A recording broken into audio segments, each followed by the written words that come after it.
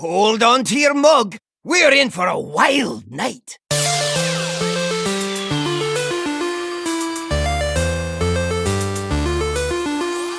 Greeting, traveler.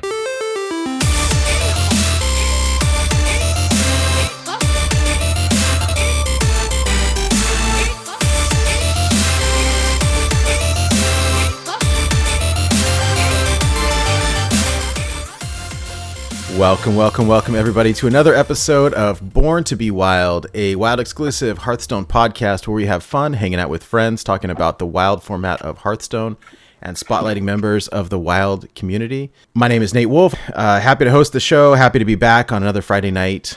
Joined as always by two of my favorite people. Michael, how you doing tonight? Yo, what up? What up? Doing great tonight. How you guys doing? Good. As always, I love the lighting, man. For those of you who are listening to the audio version of the show, I highly recommend either watch it live on Twitch, watch the video version on YouTube, because we've got graphics, we've got video, we've got stuff like that. 23 subs to go to 1,000 subs. That's what we got. We're getting very close. Yeah, it's exciting. Hydralisk, how you doing today? I'm doing great. We got a jam-packed show, and we got a lot to talk about when it comes to Wild, so I'm looking forward to it. Yeah, we've been trying really hard the last few weeks to keep things pretty contained, and I have a feeling that we're going to spill over a little bit tonight. I mean, we'll try. It was busy enough with the new mini set coming out, but then we had the Twitter dumpster fire over the last few days, so... but we'll get there. I don't want to digress too much. I'm really happy tonight to introduce our special guest, Wild top legendary Hearthstone player, streamer for Hype Horizen. Welcome to the show, BATT MASILE. How are you tonight? I'm a lot better now that you know how to pronounce my name. So that's What you say? It took 3 years. You said it took 3 years. Yeah, this is a guest appearance 3 years in the making. I was looking at our conversation on Twitter, and it goes back to 2018. So I'm so happy to have you here tonight. It's great to finally get to chat with you and hang out for the evening. So, how you doing tonight? I'm great, man. I'm excited to be here. Like you said, long time coming, and I can't think of a better way to spend my Friday night. Oh, appreciate it. Let's do it, man. Yeah, top legend player. I seen you earlier. You were playing against Smudge. You were ranked 20. Mm-hmm. Yep. So you're 10. You're rank 5. You're rank 1. No, I think I'm still 20. Battling Hazer for rank 1. Easy. Casual rank 20 legend. It's nothing to It's been a run. We're slowing them down. So it has really hard. Yeah, I feel you. It's been an interesting week. I'll certainly say that. Hey, so for those people who may not be familiar with you, can you give us just a little brief introduction, as much or as little as you're willing to share? But who are you? How long you've been playing Hearthstone? Why do you like the Wild format? That sort of thing. Sure. Well, I've been playing Wild since I guess 2018 or the end of 2017, around then. Right as Witchwood came out. Okay. That's why I have my Gen picture and stuff, and obviously nice. I'm a big even shaman guy from back in the day. And when I first started, I fell in love immediately because I always loved the Reno decks, when they were in Standard, and that's when I really started playing Hearthstone, as a whole. And then when that rotated, I was super upset. And then, I was lucky enough to find some Wild content creators, and it inspired me to start, and I haven't looked back since. Love it. Just love it, So that's really cool. We ask everybody, and I know the answer, but maybe other people don't. And we ask this question of all our guests: how did you come up with your username? Who is BATT MASILE? All right. Well, my name's just Matt Basil, so it's not super creative. I kind of just switched the first and last initials. But there's actually a story behind it. I've told it on stream before. I'll make it quick. I used to play Yu-Gi-Oh. That's my TCG background. Okay. That's awesome. So I go to locals. Oh, I love Yu-Gi-Oh, and I definitely would not have found Hearthstone without it. Okay. For sure. But Yu-Gi-Oh used to go to locals, so the local we go every Friday night and we play and whatever. And there was this guy. He wasn't a kid; he was older than me, but he had autism, and I don't know why, but the thing that gave him the most joy was just running around the store and just going up to people and saying, "Hey, your name's, whatever," and then he would swap your first and last initial and be like, "Oh no, this is your name." And he would just giggle and run. He looked like the happiest, not a care in the world. And he used to do that to me. And then he just skipped my actual name. He just started saying BATT MASILE. He got past the point there. And I don't know. It resonated with me. So when I made my BattleNet, I said, "This is it. This is what I'm doing." That's awesome. Just like an homage to him. Oh yeah. That's a great story. See, Yeah. We got Wait No GCT. Okay, I like that.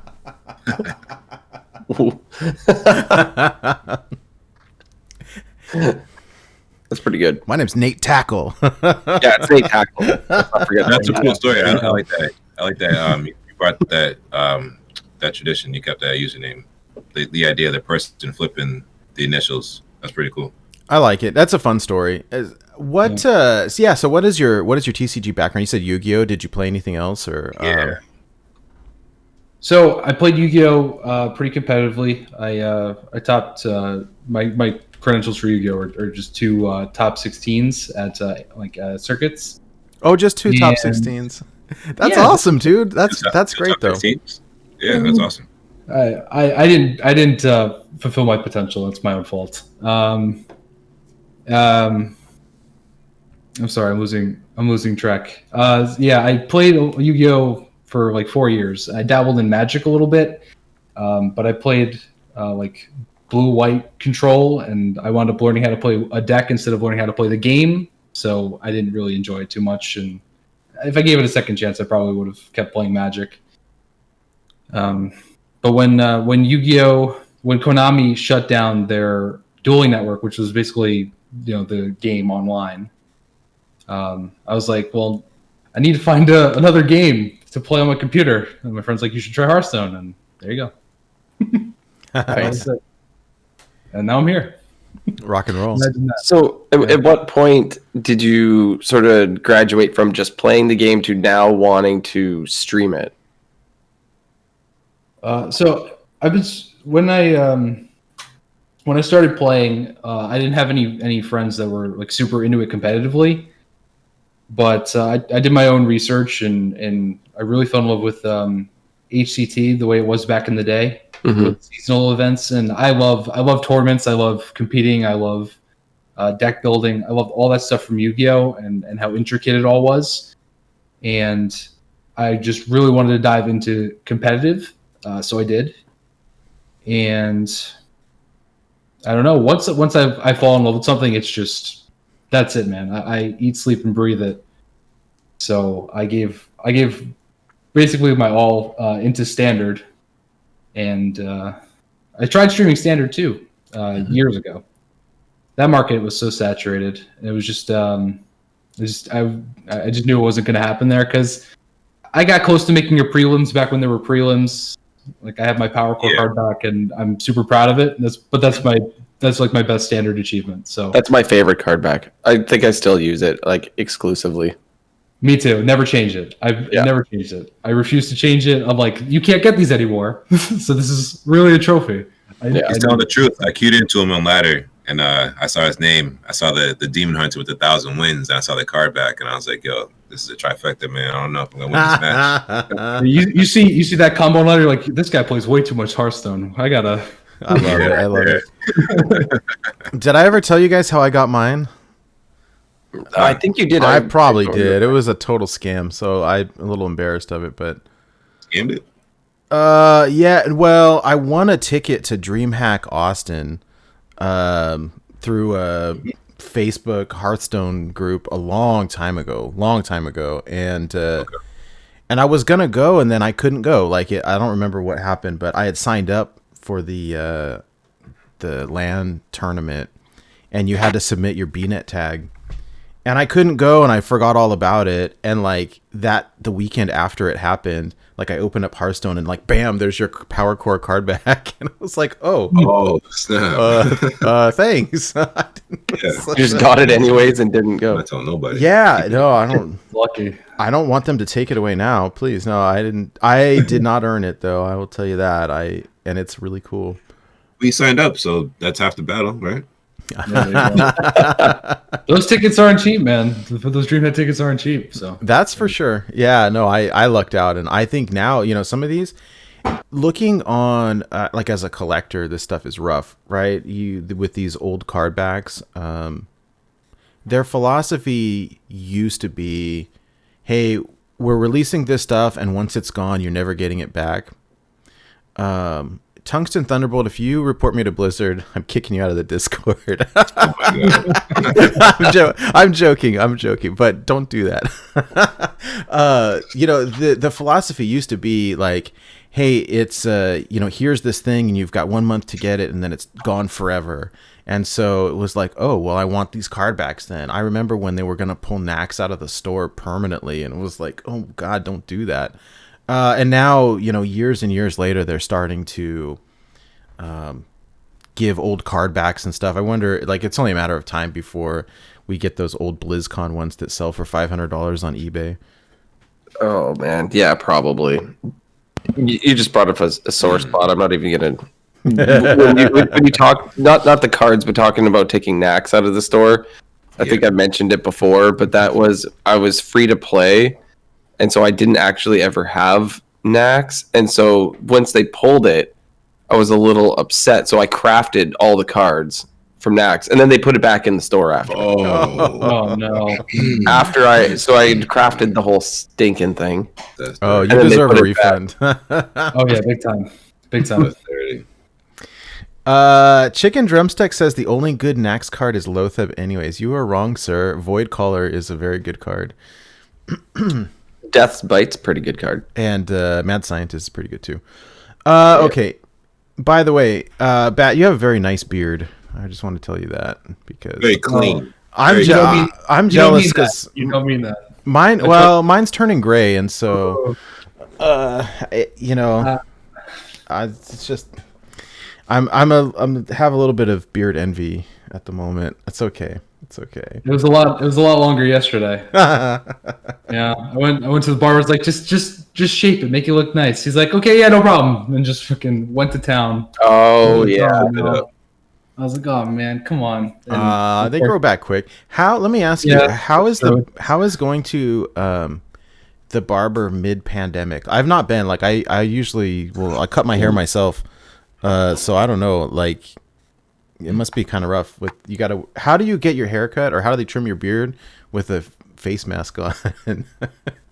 It seems like almost impossible. Wearing the face mask when you're actually getting cut is optional, but they're forced to wear like the shield and a mask. That makes sense. That makes sense. Yeah, but if I wasn't getting my beard done, then my mask would be on and whatever. And you could cut. I see. But you know, you got to make do. It's empty usually. I get my hair cut like once a month, so nice. Okay. I just haven't gone. I haven't got my hair cut at all. Yeah, Hydra's hair is like down to about his shoulder blades now. It's all hiding under the tube. Or so the beanie. Did my Canadian come out there? Well, I just bought some clippers when Christmas came. Well, I got gifted clippers, so just been doing it in the house. You know what I'm saying? Yeah, I have to have my wife do the back, like my neck, otherwise I mess it up. Or I'll put lineup. Yeah. Oh yeah, no, it's bad. I've done it too short before and have like a stripe up the back of my head. It's pretty good. She's like, it'll grow back in a couple weeks. Jeez. Hey, so I hear that you joined Hype Horizen. That's pretty awesome. Those guys seem pretty great. So congrats on that. Congrats. Yeah, thank you. They're amazing, and they're super supportive. And I mean, I've been with them. It's been like a blink of an eye. It's already been like almost a month and a half already. It's like ridiculous. Nice. I will say, yeah, Guy Grumpy is a friend of mine. I remember talking to him right before all this pandemic started. We did a fireside gathering in Portland right before all this pandemic started, and he was saying, "Hey, we're working on this cool project. It's gonna be really awesome. It's called Hype Horizen." And then we had him on the show, and he announced it on the show, I think, and then they launched the week after. And then, so he's been a good friend. And then Draco Cat has been super awesome as well. I chatted with him a bit last week and gave me some great advice just about streaming in general and setting up OBS and some good advice. And so they seem like really awesome, supportive people. And I'm super jealous of the jerseys. They seem really cool. Yeah. Yeah, they are. I can't wait to get mine. We gotta get some of those. Blade, but I'm working on it. Yeah, and to touch on Draco Cat, he helped me with a bunch of my stream stuff too. He showed me this thing, the Stream Deck. I'm trying without pulling it out of my computer, but I just got that on Monday, courtesy of Draco Cat told me to do that. And I've had it a week. It's already made a world of difference. Not to mention a bunch of other visual and audio effects that he's shown me, and we have a sacred bond because we both have 1K Illidan portraits. Nice. Yeah, it's a bond. Yeah, that's quite an achievement. I've still got like 150 wins. So, oh yeah, I'm right where you are, Nate. 150 wins. I hit legend with it, like I don't know, probably the first month it came out, or maybe it was right after the nerfs. But I haven't played much of it since. I got to do that. I just really, I don't know. I'm a Warlock player at heart. I love the 1K portrait. It's pretty rare. I don't think many people have it, and it's gorgeous. So, congrats. Yeah. Thank you. It took a week of 6-hour streams, and I got it. A week that's solid. That's quick. Yeah, I mean, odd Demon Hunter games go quickly, right? Yeah. Especially True. especially at the end of Skullman's. Yeah, no, that's true. I haven't played it much recently, although I keep seeing, maybe once or twice a month I'll see one of these posts that somebody hit legend with Odd Demon Hunter, and I think the deck is pretty low to the ground now with Stilt Stepper and stuff. That the bulk of the deck is like one cost cards, right? So yeah, those lists I was playing before the mini set, super aggressive. I cut like most of the 3 drops even. Just because you always want Stilt Stepper to hit. But I'm trying a list. Right. I'm trying a list with Voracious Reader, which I hate, and like Shards and Shadow Weavers and stuff, because it's like all Kingsbane and Secret Mage right now. Yeah, no, that's true. Okay. Yeah, actually, it looks like one of these new Darkmoon Racist cards might be pretty good for Demon Hunter. We'll talk about it. There's a lot tonight, so maybe we should probably move on because there's a lot to digest this evening. Do you guys have any other questions before we move forward? No, let's do it. I'm ready to roll. Let's go. Rock and roll. Okay, cool. All right. Well, before we get too much further, I just want to take a quick break before we get into the meat of the show to say thank you very much to the patrons of our show. First and foremost, thank you to Shokunin for being the executive producer of our show. Supporting us financially. We couldn't do it without you, and you've been just super amazing. And then also a big shout out to the patrons of our show, Adam W, Claudette G, Daniel B, and Justin M. And then we got 2 new patrons this week, which was very, very exciting. So big giant thank you to Wildcard and Aramorn as new patrons of the show. Thank you guys so much. It's greatly appreciated. If anybody out there watching or listening is interested in supporting the show financially, you can visit our website at borntobewildhs.com. Click the Find Us page, and there's a link to our Patreon. Every little bit counts, even if it's $1 a month. That's super awesome. Alternatively, you can support us by purchasing any of our Born to Be Wild merch. Again, if you visit our website, there's a merch page that Wildcard and his wife run. And so thank you guys so much for creating that shop for us. You've got all different sizes, colors, shapes of shirts, hoodies, hats, and toques, as Hydra would say. So, If you're interested in supporting the show in a non-monetary way, there's a few simple things that you can do, like subscribe to our videos or subscribe to our YouTube channel, watch the videos, hit the thumbs up, leave a review on iTunes, that type of thing. We are like about 20 subscribers away from hitting 1,000 on YouTube, so we're super close. So if anybody listening wants to do us a huge favor, go to YouTube and subscribe to the channel. That's it. It's free. It costs $0, and it would mean the world to us. So it would be super dope. Anyways, enough pandering to the audience. Let's move on. One other thing that we do every week at the beginning of the show is to shout out folks who have hit Wild Legend for the first time. It's a super awesome accomplishment. I think, you know, for some of us who they do it on a regular basis, it loses its luster sometimes. I think for me personally, I never get tired of seeing the little orange next to my name, but there's nothing quite like your first time. And so big shout out. We've got 3 people this week. One we missed last week. And so my mistake there, but let's jump on these real quick.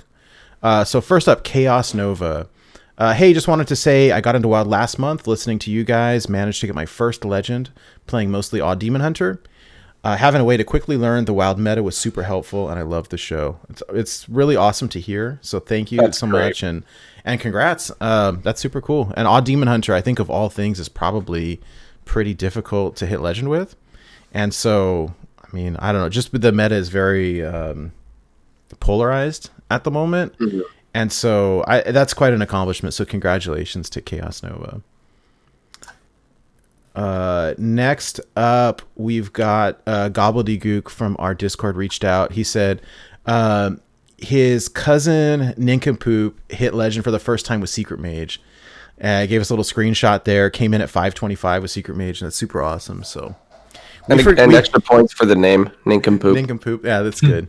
We forgive you for playing a degenerate deck. I hit legend with Reno Priest. It's okay. That's fantastic. So congrats to Nincompoop. And then we've got one other that we missed, unfortunately, the week prior. Schmoopy Daddy in Discord reached out to us saying, a bud from another Discord, Hearthstone Circle, hit legend for the first time with Martian's Kingsbane Rogue list. And this is the quote. His name is Cookie Hunter. Says, I started playing at the beginning of Saviors of Uldum, but then dropped off for a while after last January.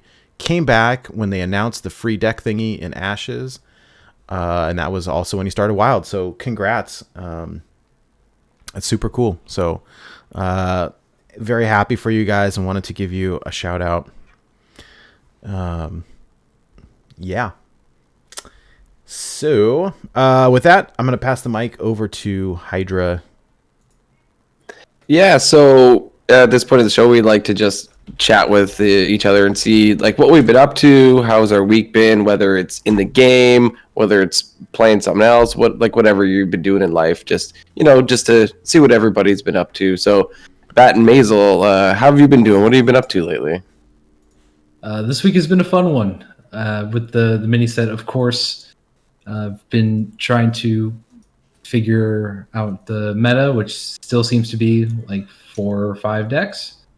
But I brought an old friend, old deck friend. I call my decks friends because that's my life. But an old deck back to Promise. That's where you see me at top 20 right now with, and we'll go over that later, I'm sure. But it's great. Stream's good. I love being able to stream and be involved in such an amazing community. So that's my week. Nothing else much goes on, really. I will second that. The Wild community has been great for me. A very, very passionate community. Definitely will second that. Yeah. Awesome. Well, what about you, Nate? How's your week been going? What have you been getting to these days?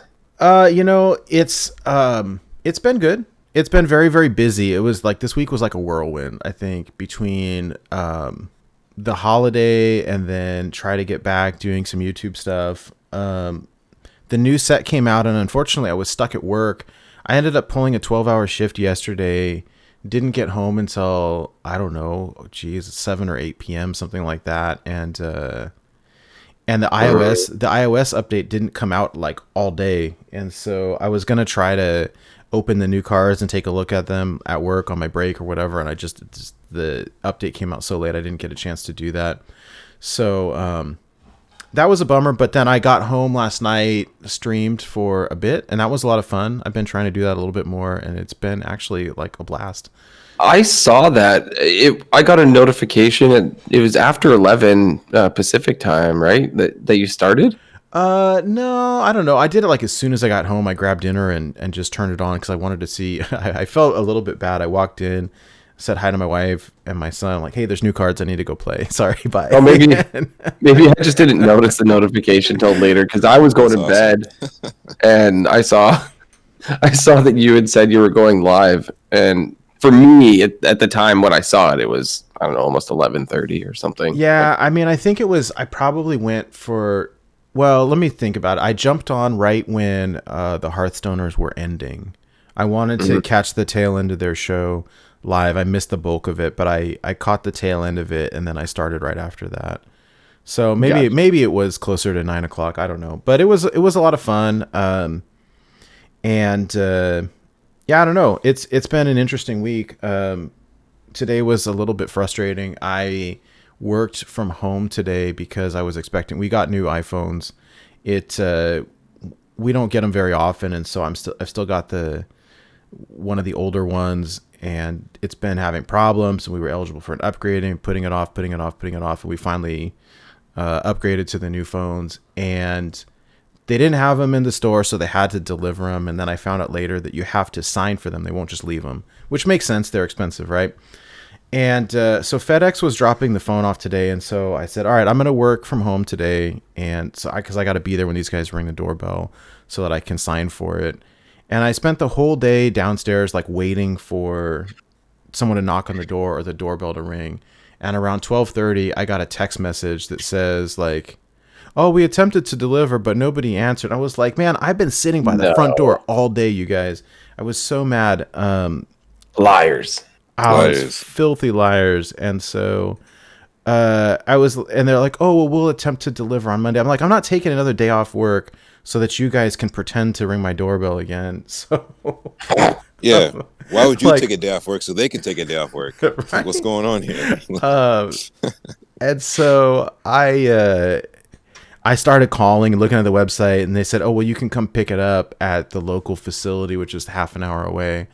But you can only pick it up between 5 and 7. I'm like, well, we start the show at 6, so like I'll be there right at 5 and grab it and go and hope that traffic's not too bad. And thankfully, it all worked out. But I was a little stressed. Anyways, but it all worked out. It all worked out in the end. Yeah. That's cool. Been my week. I'm trying to stream a little bit more. It's been actually a ton of fun, and I guess to jump back on that for just 2 seconds, I think I'm going to try to do it Saturday nights. It seems like it works pretty well for me. The week is really hard because I work in the morning, and anyways, what I did last week, like the ladder has been a little bit of a dumpster fire, and so all I did was kind of stole the format from Keith Numbers and played viewer request decks all night, and it was a blast. It was an absolute blast. I played Schmoopy's Reno Pirate Warrior, and we played Mr. 37's Evolved Shaman, and we played Shutterwalk Reno Shaman, and all kinds of stuff. And like, I actually ranked up a little bit, surprisingly. And so it was fun. But I had more fun jamming that than I would playing Secret Mage or Reno Priest or whatever, and so it was enjoyable, and I think just interacting with people was fun. I don't do a whole lot of that in real life outside of work, and so it was a good time. Anyway, cool. That was me. What have you been up to, Mike? Yeah, so this week been battling on the ground out here, trying to fight this virus. I'm in a situation at work where I'm forced to work they're asking me to work close in contact with other people. And obviously that's not the smart move to be making here, especially for me, because like ever since last March, like I was the first one to say like I'm not going to be jumping out into crowds of people. Like I'm going to watch them from a distance, you know what I'm saying? Like, so for it to be almost a year later and the community around me to just be acting as if like it's gone, as if it was just like the calendar year 2020 that was a problem, not the actual virus still within the community, because there's still cases popping up around here, like day by day.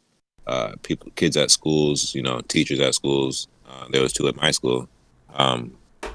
Last week, they had called in and said that they had been,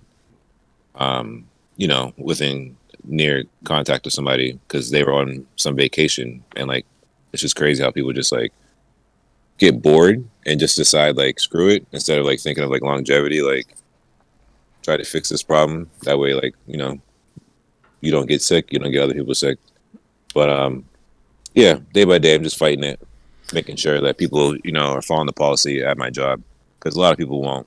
Yeah, we were good. Yeah, I was just gonna say we've been texting back and forth the past couple of days, and it's like I don't know, man. It just seems really frustrating to have to. I don't know, like I feel like nobody should expect you to put yourself at risk for work. Like work is good, work is good. Kids need teachers and everybody needs paychecks, but like at what cost, right? Or at least put in some precautions. But it seemed like, I mean, I don't want to get you in trouble with work or anything, but like I feel for you. The situation feels frustrating, and so. Oh no, it definitely is. I'm not worried about being in trouble. I will always be a person that's loud, speaks the truth, unapologetic. Like I'm just speaking my truth. I'm not trashing anybody, so that's why I don't ever hold back with the passion when I speak. So I just feel it's crazy that there are other people who are in the same position in the building that don't have to do what I do, but I'm being asked to do it. So that's where like I'm fighting for the people in my position. It's just kind of crazy where a group of people are like, the group of you will go down, think of like a war, like we're the front line, but like we don't want to be, we shouldn't have to be. Everybody should be down there or nobody. You know what I'm saying? It shouldn't be an either or. So that's what I'm fighting for everybody to get like equal treatment. Yeah. Not to come off like some kind of like superhero, sad story out here, but that's just the reality. Like I'm in a job where a group of us are being forced to be the ones to be near potential cases and others aren't. So that's me. That's my week right now. You know what I'm saying? Real life stuff. Yeah, right on.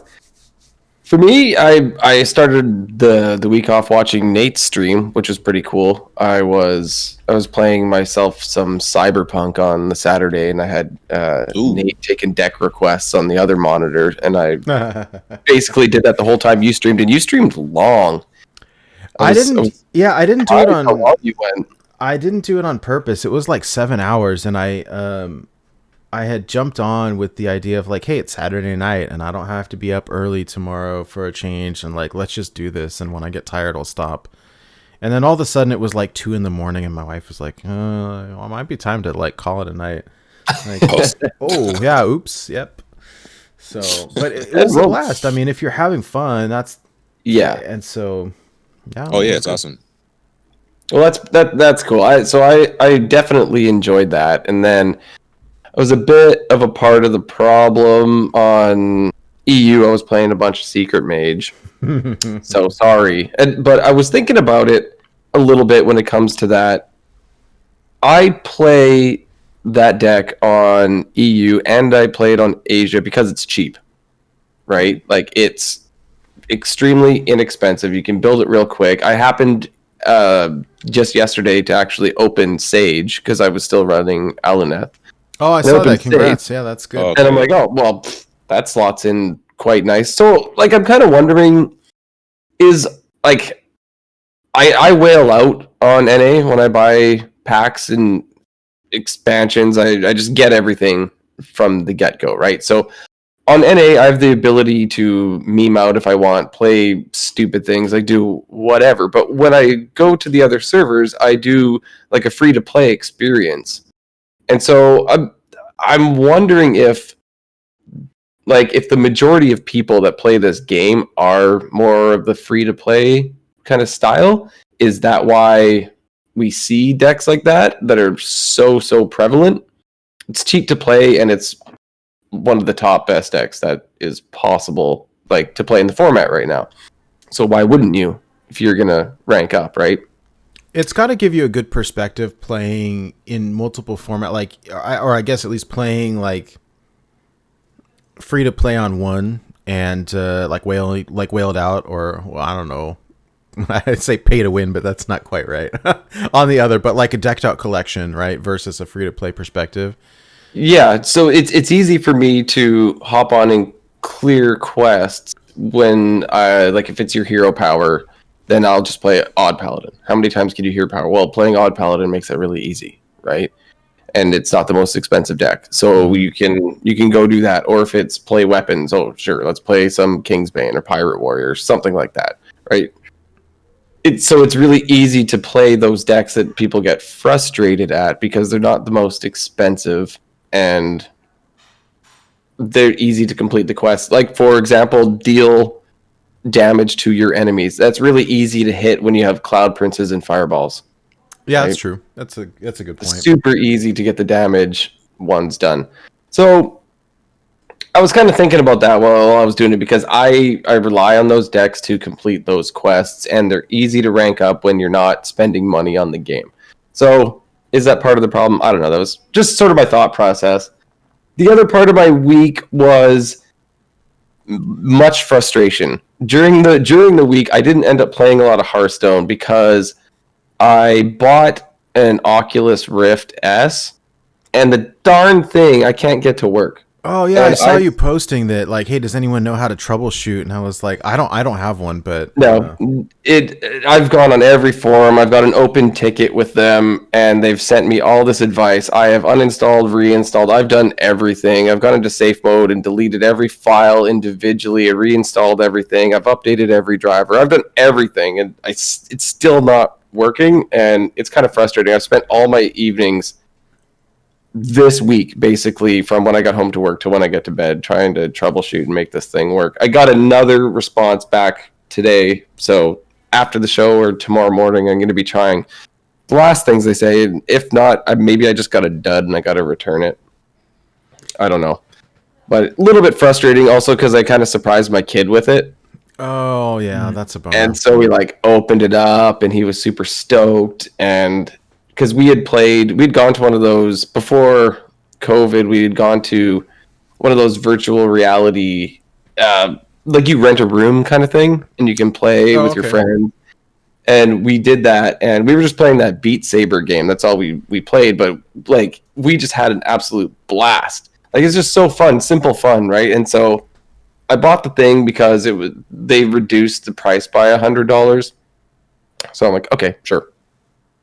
And yeah, a lot of disappointment and frustration. And so, and also a lot of the instructions for when you're doing things, you have to continuously unplug the USB and the display port and then try this and plug them back in this order, wait all these seconds. So my tower's on the ground.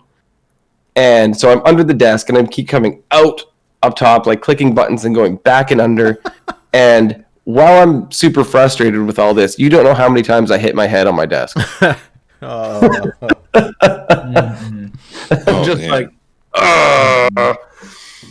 so that'll make it worse. Yeah, it wasn't fun. My wife's like, I'm gonna go in the other room and leave you alone. Yeah, have you tried turning it off and turning it back on again? Yeah, I got that a few times.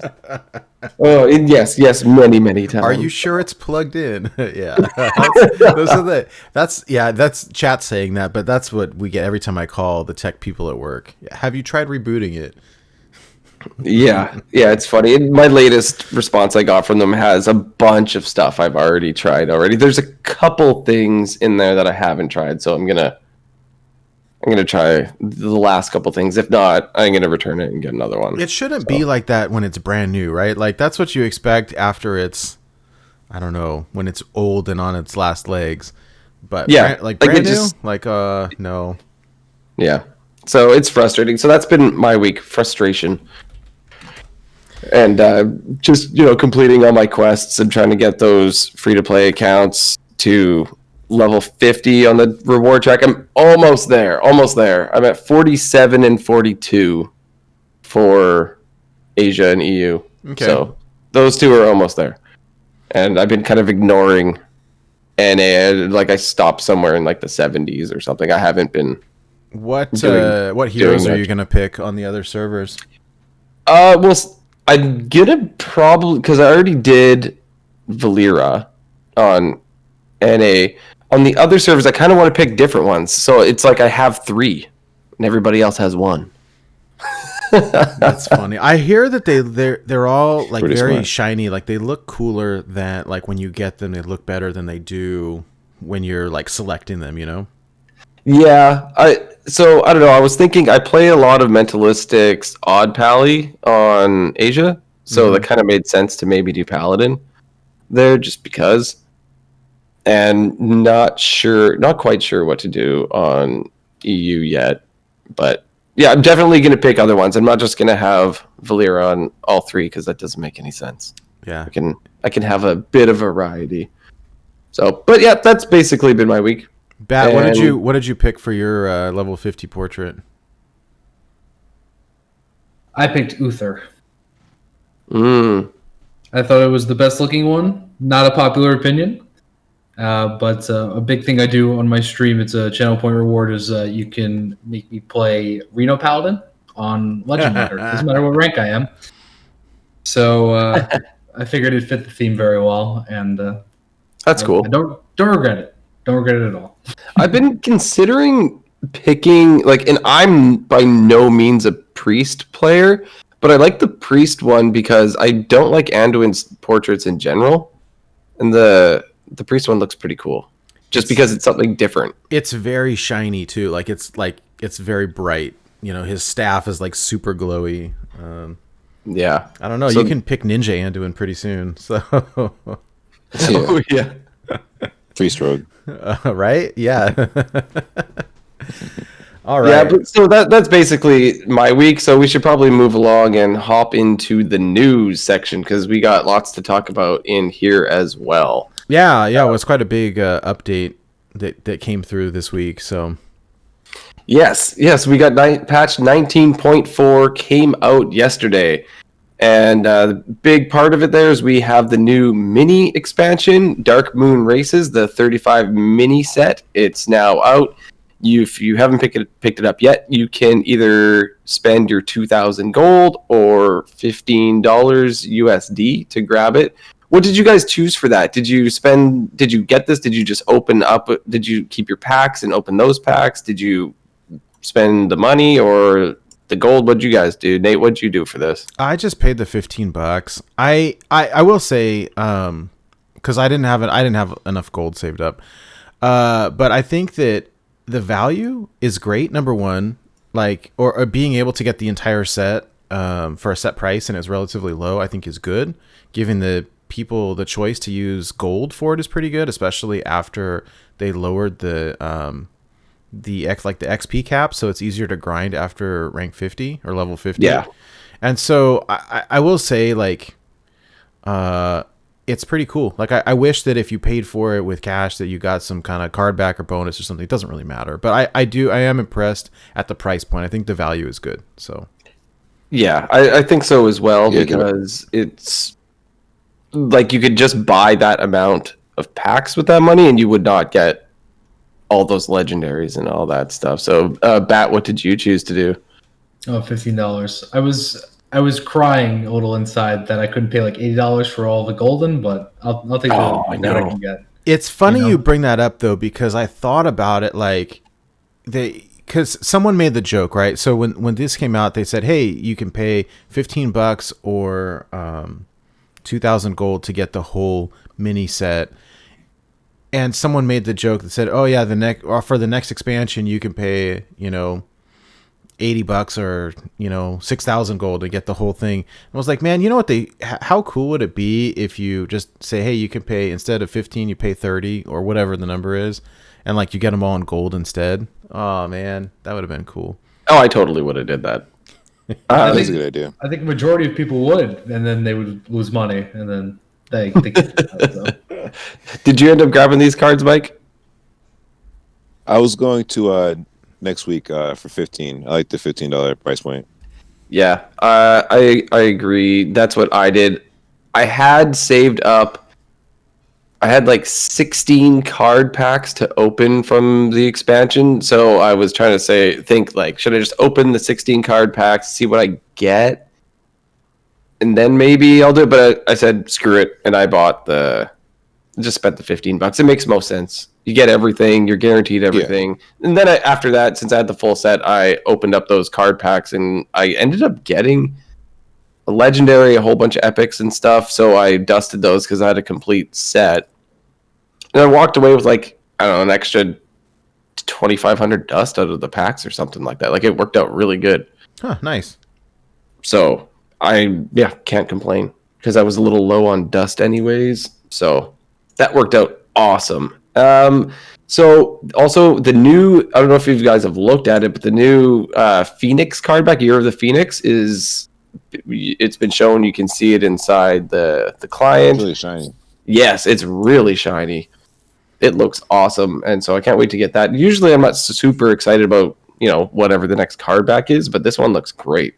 Yeah, it's beautiful. I like it. And we got returning to the store is the Love is in the Air card back. That'll be available soon, and it's from January 2016. It's that pink one with the little hearts, right? Yeah, there it is. Mm-hmm. Yeah, that's always a nice one. I like that. I think I don't think I'll need to grab it. I think I got that one. I remember when people would play like Face Hunter and use this card back, and it was just it's just so sweet. That's funny. That's hilarious. That is genius. That's like when you heal them and you say blessings to you, but better. Right? Yeah. Thank you. No, I definitely like that. A nice touch that I noticed right away after the patch launched and I played some games is that your XP at the end of the game pops up that you earned. Oh, dude, that was super cool, and it didn't make the patch notes. It was like a surprise. Yeah, I didn't see it anywhere. I just saw it after the first game I played. It said you earned 47 XP. And I was like, what? This is so cool. Because I'd actually go back and like try to calculate how much I got because it wouldn't show up. If you use Deck Tracker, it does show what's going on, but if you don't, then you don't see it. So no, but this is I'm happy that they did it. It's been fantastic. Yeah, me too. It would have been nice to begin with. Like I think at the start of the set, we were a little bit worried. Like, hey, I want to make sure that I can get to level 50 so I can get my portrait, and how do I kind of track my progress? And I think we all made it there relatively easy. Mm-hmm. Or it took less time. Yeah. It was not a big deal. But anyways, it was like this mystery of, hey, how much am I earning each time? And do I have to, like, if I really want to calculate it, I have to, jump in between games and look at how much I started with and how much I'm at now, and that's a pain. So it's just a nice touch. I got tired of doing that. It's way better because I was doing that between games. I was actually I'd play my game and then I'd back out and I'd go see like where the bar's at now, kind of thing. Like just to see how much I was getting, and I would write down with a pen where I was at before a game to make sure I would see where I got after, just to track it all. And now it's just a quality of life. Yeah. Yeah, it's a quality of life thing. You see it, and it's a feels good thing. I think that it sort of puts you in a good mindset because say you just played an Odd Warrior Mirror and you just wasted like the last 35 minutes of your life doing that, but at the end you just got like 200 XP, and you're like, well, that's cool. Yeah. So you still see that. Maybe you lost the game and you're kind of bummed out, and then you see that XP bar go up by 200 points. Hey, it's your consolation prize. That's horrible. Yeah. So yeah, I like it. Also, we have the Town Crier card art has changed from Worgen to human. So no furries allowed. Furries got banned. Yeah, apparently it's just a bug slipped in, possibly part of some solo content coming up, and it sort of snuck in. I know, Bat. Do you feel targeted? I know you were. I think you were the ruler of Gilneas. That's what your Discord is called, right? Yeah, I got my furry friends right here. What the hell, man? I know, that's messed up. It's my boy They right came here. after you. I don't know. I don't know what happened. By the way, I have to show you since I've got it up here, my Gen statue. It's pretty dope. Have you seen these? I don't know if you can see this on here, but Oh, no, hold on. Oh, that's awesome. yeah. That's real cool. It's one of those like Warcraft Legend statues. They're super Oh, dope. hell yeah. It's really cool. Awesome. Yeah, Yeah, it's it's cool. awesome. Anyways, Do you mind if I ask what they charge for those? I got them on sale around Christmas. They were on sale, so I don't remember. They're like $60 or something like that. Are we ever gonna get the ones that we ordered that they canceled and gave us our money back? Or like, are they coming out again? Like the Leroy, the Ragnaros? Amazon says April of 2021. I think. Okay, yeah, that was really strange how they Wait, got. they canceled your order? Yes. Yeah. Oh. Yeah, for the Ragnaros and Leroy Jenkins, the light up ones.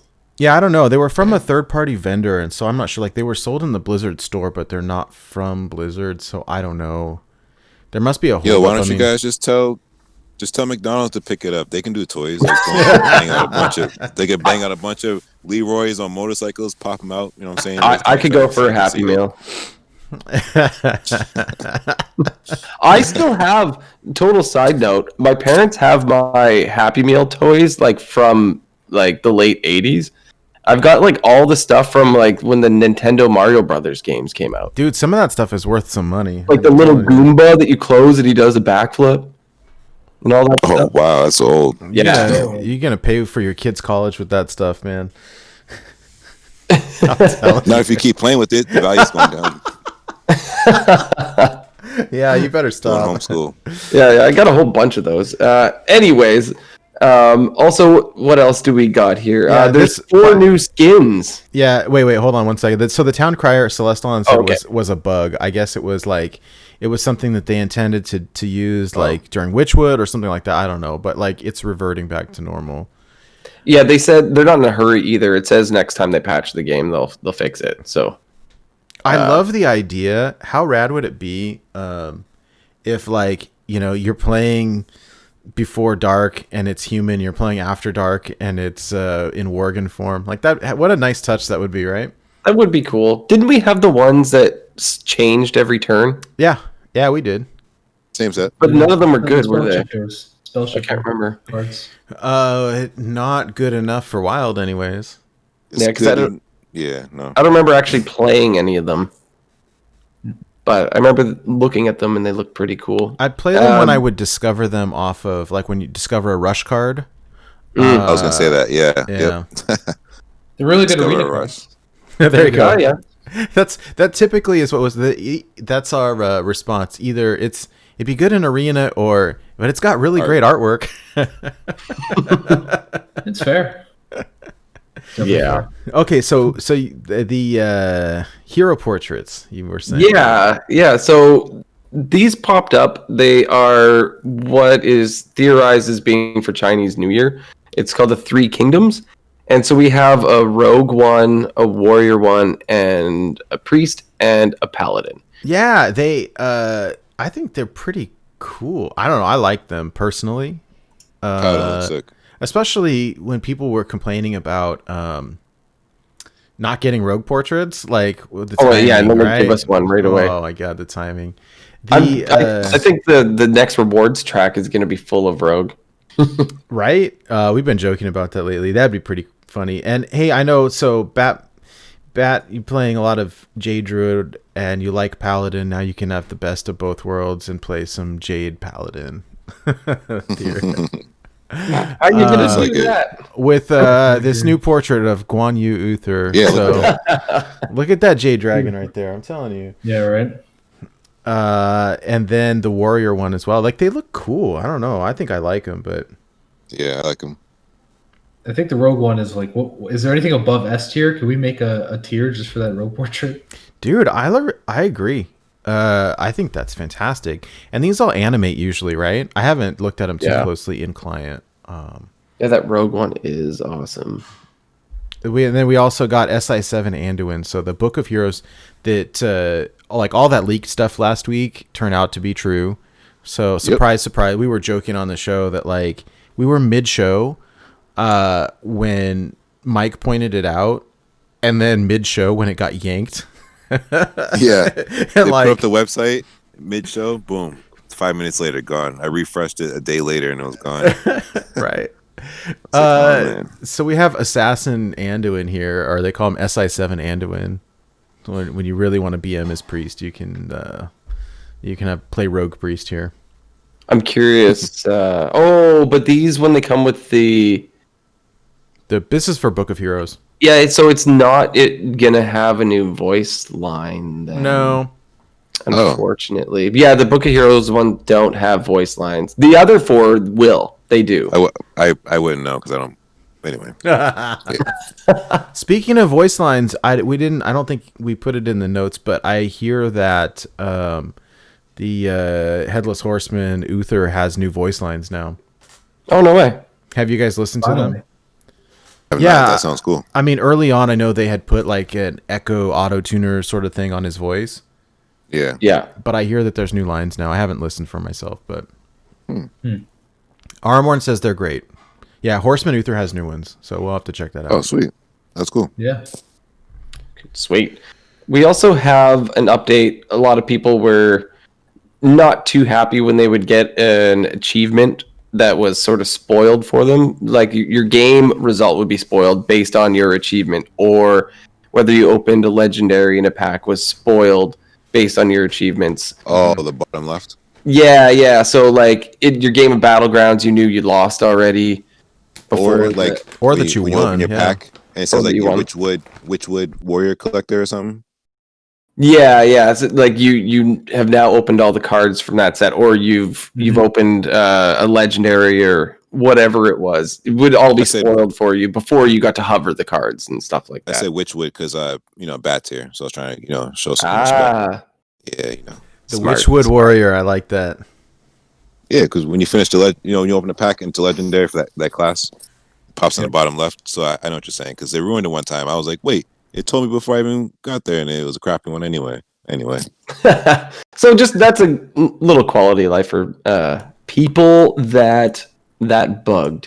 So now we have the elephant in the room with a new combo in Wild. I can't remember his voice line, but it's something like, "By ho howdy, I am undead." Something like that. The Witchwood Tiller combo. I put the name wrong. It's Wretched Tiller, by the way. Oh, it's Wretched. Okay. Yeah, I thought it looked a little funny. Oh, well. Isn't he from Witchwood? Yes. It is Witchwood. It is Witchwood. No, he's not. combo, He's so- he's Yeah. Knights. No. Oh, is it Knights? Oh, it's Frozen Throne. Okay. Well, Oh, my the bad, problem my bad. with playing Wild is like I don't care what set it's from because I get to play with everything, right? Exactly. And Yeah. so I don't think twice about it usually. Yeah, okay, it's Frozen Throne. What's the voice? there we go. What's the voice line again? I don't know exactly what he says, but it's something like, "Oh, howdy, I am undead." Yeah, something like that. I just wanted to hear I'll you take say your word it. for it. It's great. I just remember I haven't actually seen this in action in the last 24 hours, but I remember the card was played at some point in time for some reason, and I always remember hearing that. Yeah, so I the can't combo, remember. the combo is super busted. So you play Witchwood Tiller with Death Speaker, which makes it immune this turn, and then you play Hysteria, the card from the new Darkmoon Races set, that makes it attack random minions until it dies. Okay. And it goes, it caps out at 30 attacks, which will do 60 damage. Yeah. And if you're feeling really spicy, or someone's got lots of armor, you can potentially make it go twice. I mean, so number one, like it's sort of, I mean, it's kind of awful and it's very broken. But also there's a bug that the animation is super slow and it will skip your opponent's turn if you don't kill them. And Celestalon tweeted, "We're aware of it and we're keeping an eye on it," or something like that. I mean, it's almost verbatim what they said. So question as somebody who doesn't have the card yet, what does Hysteria do? It I mean, makes. I'm sorry. No, you tell me. I'm sorry. What class is it? Is it a priest card? It's a dual class, warlock and priest, of course. The best kind of dual Of class. course. Right? It's a dual best class. kind of Okay, dual there we go. class. There it is. There it is. Yes, instilled man. with confidence that they're keeping an eye on it. Yeah, and so what it does is it makes whatever you play it on a minion, and it will attack all other minions until it dies.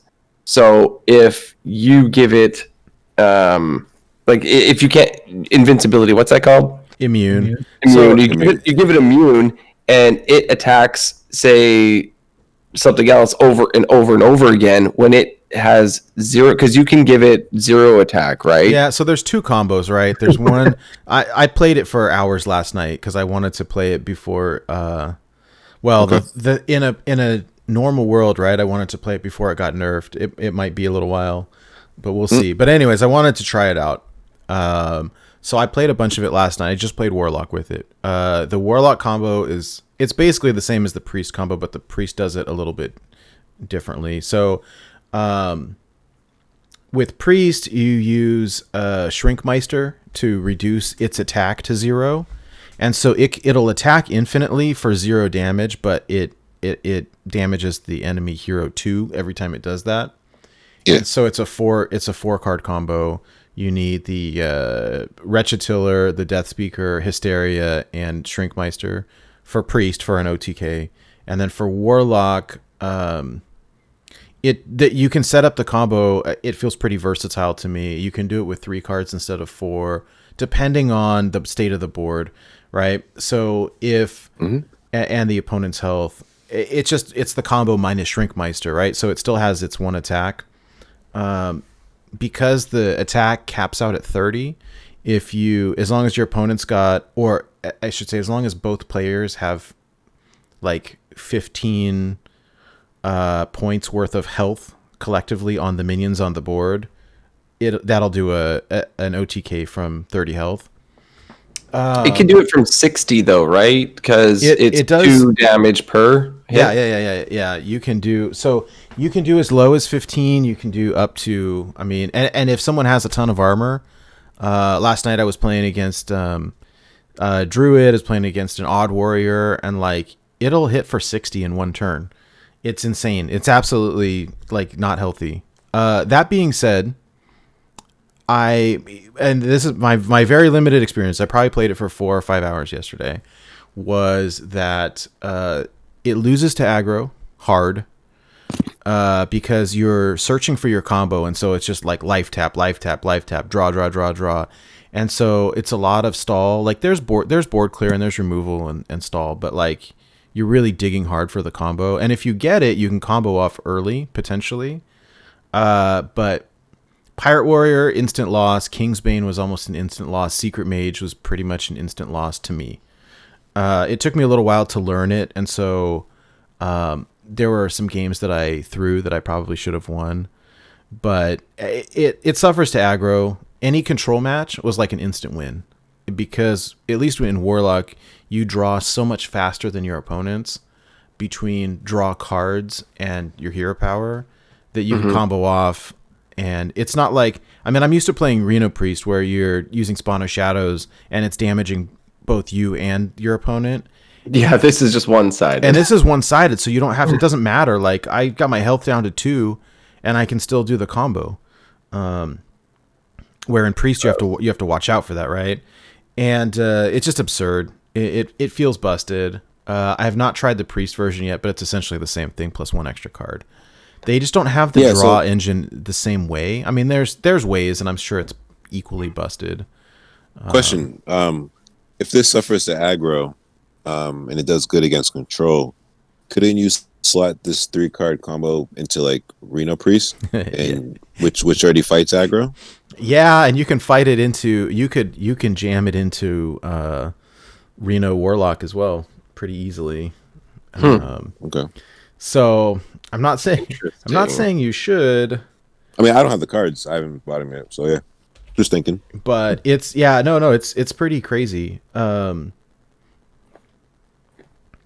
So anyway, there's that. And I guess, the difficult piece is when they say, hey, we're aware of it and we're keeping an eye on it. Like, what does that really mean? I don't know. And are we confident that they're going to do anything about it? I don't know. If anyone wants to see this, I played it a bunch last night. I recorded it for YouTube. It's sitting on our YouTube channel. I'll put a link in chat and I can put a link on the show notes, but there it is. And basically was able to pick up wins against just about everything, although more often than not would lose to the more aggressive decks. So, I mean, my overall win rate with it was like, I don't know, it was about 60%. It depends. It's positive. It's positive, and it just depends what's on ladder, and I don't know. It reminds me of Snip Snap Warlock, but it feels a lot faster, and there's not like Snip Snap had this APM requirement where like you had to click really fast, right? And you had to you had to do things in the right order and you had to do them very quickly. And it doesn't work on your phone very well when you play Snip Snap. No, where this like the combo is so easy to pull off. Like I don't have to think about it. I don't need time. I was just interacting with chat and Glare had asked me like, "Oh, do you need to focus when you do the combo?" I'm like, "No, dude, it's cool. I'm already done with it." It's just you're in the next game already. You're to queue another game. Oh man, no, that's the other part that's really bad. I feel like it feels it's like super BM. This deck is that when you start the combo and the animation, because it goes infinite. It caps at 30 attack, and it won't stop the game until all 30 attacks are done. And so by the time you're done with it, like opponents at like negative, 30 health, and like it's still like it just keeps going and going and going. And so as the opponent, so go into the negative. It just feels awful. It's bad. Bat, did you see any of this in the last 24 hours at Higher Legend? Was anyone trying to play this, or was it too risky because it's new? Yeah, I saw a couple people playing it. I don't know if I can plug, but just like a quick plug because it's the best way to do it. I post like my highlight game of after every stream. Mm-hmm. So today I had let me actually get the link for you guys just so you can see what the hell I'm talking about. Most definitely. As I was playing the Jade Druid today, and so I gained, if you want to fast forward to the end once you get it, where I get to a bunch of armor. I was at like 92 health against him, and he starts doing his combo, and my chat's yelling at me, "Oh, DC, DC, DC," because it's going to skip your turn. Because since I was over 60, I wasn't going to die. So like, "Oh, skip your turn, fine." So I DC, and I come back in, and I'm at like 29 or something when it's all done. So I do my turn, and I pass, whatever. And then my opponent doesn't hover over cards or anything. It skips my opponent's turn. Oh, it skipped his turn? I get an extra turn, and if you look, it actually shows, because immediately after I end my second turn, he immediately plays Raise Dead. Oh wow! It skipped my opponent's turn because you DC'd on purpose, so it didn't skip your turn, and that rolled over into his turn or their turn. Yeah. So the enemy, because I guess he can't DC. I guess when the combo was going on or whatever, or he just decided not to. But because the animations were still going for him and not for me, I was able to do my turn, and he wasn't. Oh, that's hilarious! Having it backfire. It feels like I will say the deck is definitely like a feels bad deck. They must have been really confused when that happened. Yeah, I don't know. But, I was. It's a good clip, and it was hilarious. So it was so funny when it was happening. Somebody should submit it for like daily moments or something. Oh yeah, I'm sure one of my mods already did. Honestly, they do that all the time. Yeah, they definitely should. For the crazy stuff like that, especially with a hot topic like the Tiller one. So. Oh yeah. So it'll be interesting to see whether or not they touch it, and I don't know. They might not. It doesn't. My understanding is that you can't do the combo in standard because it's a wild card, right? So it'll be interesting. I don't think it's actually a problem. I don't like the only thing I don't like is that you could exploit the turn skipping kind of a deal. Like I shouldn't be forced to DC in order to play my turn. I agree. We were talking about it last night, and I think someone was asking me about it, and I think that's more problematic. Like doing an OTK combo, there are lots of decks that do OTK combos. I think the animation, having it take forever, is an issue. But we've seen in the past, like with Shutterwalk, where they can speed up the animation. I think the simple fix for me, if they really want to nerf this, maybe is cap the either speed up the animation or cap the number of attacks. Like right now, it caps at 30. So make it, I don't know, make it 15 or something. I don't know. Like you can still be a thing without being a broken thing. Yeah, 15 will still kill them if they're at 30. So, So I don't know. I mean, you can do the combo twice if you need more cards and you need an Emperor tick, but you can do it. Like if I'm playing someone who's got, I mean, as it exists right now. So I went up against an Odd Warrior last night, and I was all excited because I thought, hey, this guy's gonna get, up above 60, and I'll still be able to do the OTK because you can do the combo twice if you have all the cards, and I ended up being able to beat him without it. But I don't know. There's ways. I don't know. I think what people are upset about also is that if this was in standard, it would be nerfed immediately. And when it's in wild, it's we're keeping an eye on it. So I don't know. The community is very wound up at the moment, putting it nicely. I think I don't know. Do you guys want to talk about the AMA now? You guys want to talk about it later? Like I do want to touch on all the new cards and do like a speed run set review. And so I don't know if you guys want to do that now or do it later. Maybe I like we the cards. Yeah, let's do the cards now. All right. Let's run through these cards then. I've got all 35 here. I'll pull them up on the screen. Kind of what I'm looking at. I mean, when we do set reviews, we do like 10-hour long set reviews, and I really want to not do that tonight, unless you guys don't want to sleep.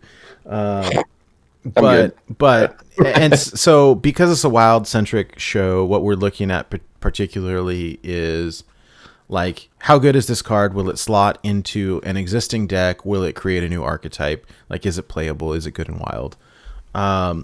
Typically, the answer a lot of the times is no, because our decks in wild are so refined that the question often is, what am I going to remove from a deck to slot this in?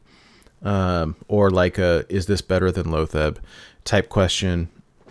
Anyways, I'll just start. Let me just put these up. So the first card before you go ahead, sorry, Imic posted that Iksar tweeted out saying that they're looking to get a change for the Tiller Hysteria interaction by next week.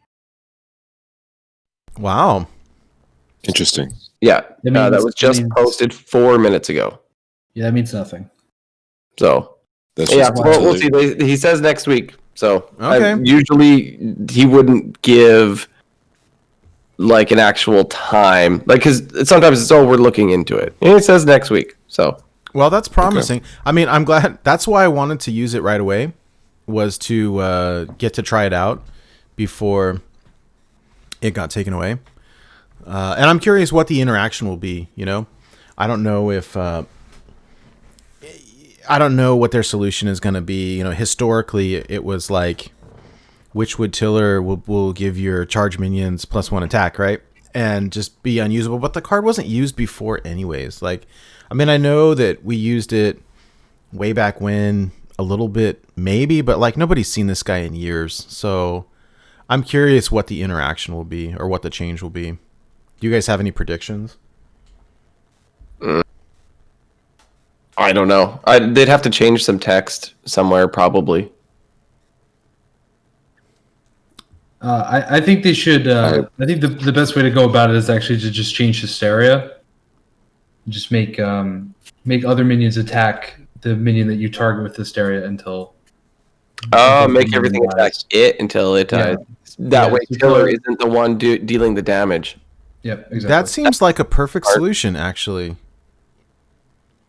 Hysteria still seems like a pretty good card too. It would do the same thing. Mm-hmm.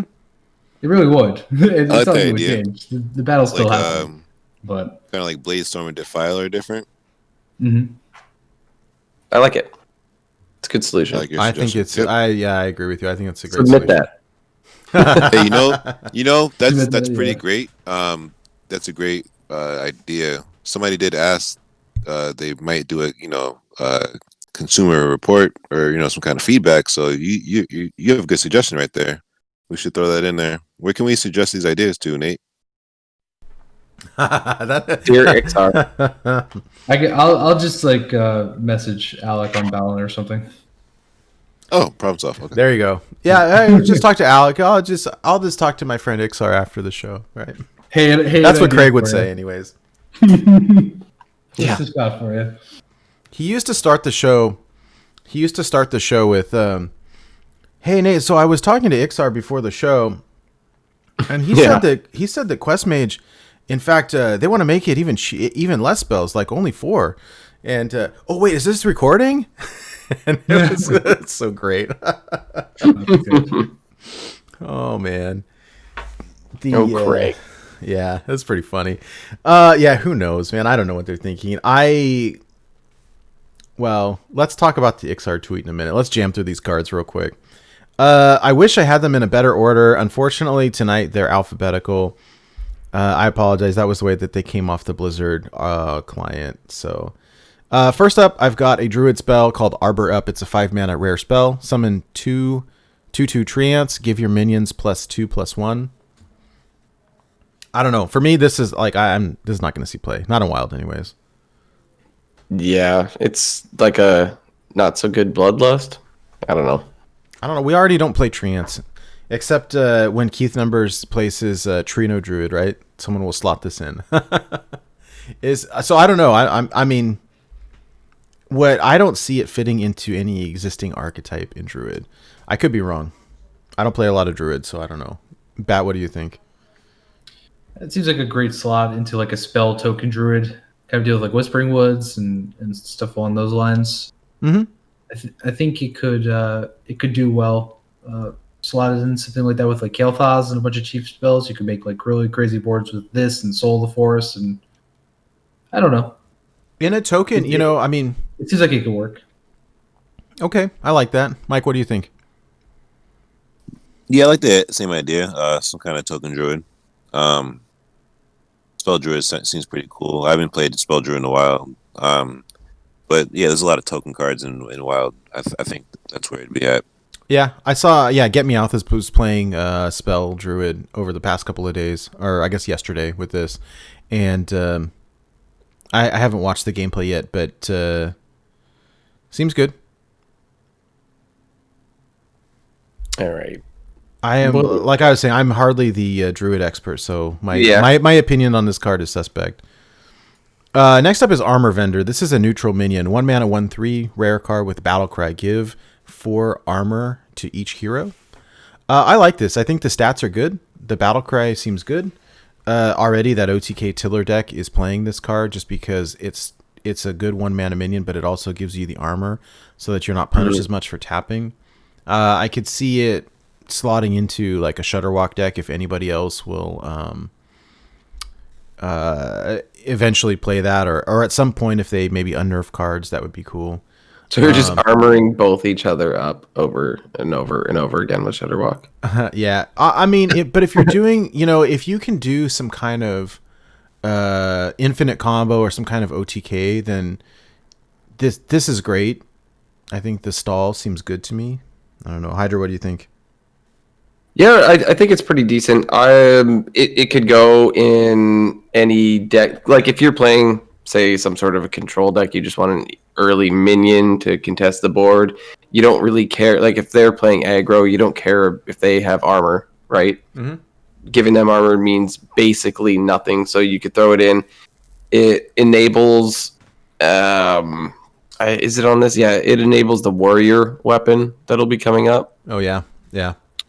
So like that's cool. So if you wanted to play it in some sort of a warrior list, both the warrior weapon and this are odd cost. So that's a thing. Whether it's good enough, I don't know, but it fits there. They're both, if you're maybe running a budget version, they're cheap craftables if you want to use them. So I don't know. Seems all right. Yeah. Bat, what do you think? I think it's just a better Mistress of Pictures, in my opinion. I like that. It's really good against glare. I think it's great. Obviously, it's great against aggro, right? That's pretty easy to see. You guys all touched on that, but it's really good against glare because if you can make Flesh Giant essentially cost 2 more, because when you manipulate your own health and it ticks armor, it doesn't actually affect Flesh Giant's mana cost. So you're essentially making it cost 2 more, which could buy you a turn against glare, which is sometimes all you really need. So I think it's a perfect time for this card to arrive, and it's super powerful. Mike, what do you think about it? I like it against, obviously, you guys had said it, touched on it, aggro decks. I think it sounds goofy, but Game 69 in chat had said something about Plate Breaker in your starter pool. That might break all the armor mixed with what's that, Mosquito Life Drinker. Interesting. They got some other cards that the battle cry affects the opponent, the enemy hero. There could be something there. I don't play a lot of Shaman, but I know there's some Shaman brains out there. So that's when I see this card, this makes me think that somebody will figure something out with Shaman. That is smart with Plate Breaker, yeah. Yeah. All right. Next up is Backfire. This is a Warlock spell. It says draw 3 cards for 3 mana. Draw 3 cards, deal 3 damage to your hero. I've been using this in this Tiller OTK. It seems not bad. I mean, it's what Warlock does: deal damage to itself and draw 3 cards. I think sticking this in Dark Lair, I don't know. Maybe it's too slow. Maybe it's good. I don't know. But dealing damage to yourself is something that you want to do. Drawing cards is something that you want to do. I'm sure this can slot into just about any Warlock deck. I'm not quite sure yet because I haven't played too much with it. But overall, I think it will see play. Hydra, what do you think? I think so too. It could be one of, if you're trying to draw cards in a singleton deck, it's just a perfect draw engine that's 3, right? Like that's amazing. You can always heal yourself. So I got no complaints. I think it's all around good card. It's possibly quite too slow for Dark Glare. I'm not sure. That deck is super, super fast, and it's got the librarians. It draws really, really quick. So possibly don't need it unless, I mean, you kind of bricked on your draw. I guess it could be backup, but this deck seems to be really fast already with like turn 3 full boards with giants out. So yeah, possibly does not make the cut there when it already can. By turn 3, instead of playing this, you have a full board. So yeah, seems a little slow, but I don't know. Bat, what do you think? A great card for Reno Lock, since they've cut Sense Demons in wake of like cards like Willow and Antiquitas as well have kind of come in, and Sense Demons kind of faded out. I think this is a perfect replacement, especially for those awkward hands where you don't want to. Like how you remember how you used to like not want to tap on 3, you'd rather, or you don't want to tap on 2 when you're on the coin because you just want to play Sense Demons in that middle card. Right, 100%. This is essentially just the next step forward. Except you're drawing like better cards that you could use instead of these expensive demons. I think this is perfect for Read Unlock. That's where it'll find a home. Nice. Yeah. I agree with that. Yeah, Mike, what do you think about this one? Yeah, after if Glare ever gets nerfed, fixed, whatever, I think this would just be a not just solid, but like this would be a great Warlock card. It's very easy to heal. Drawing 3 cards is awesome. I wish this card was in other classes, but I understand why. It's pretty sweet. I like it a lot. They always give the best stuff to the Cabal classes. Cabalers. Right? All right, next up is Barricade. This is a ketchup and mustard card. 4 mana. Summon a 2/4 guard with Taunt. If it's your only minion, summon another. I don't know. I don't really have any thoughts on this. I struggle to think of what it would be played in. So I don't know. Every once in a while, Taunt Warrior is a thing. Or like Quest Warrior, whatever. I don't really know. I'll just pass. Hydra, what do you think?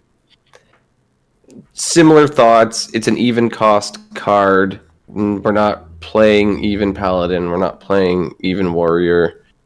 So I don't see a home for it. It doesn't seem that great. You're playing it.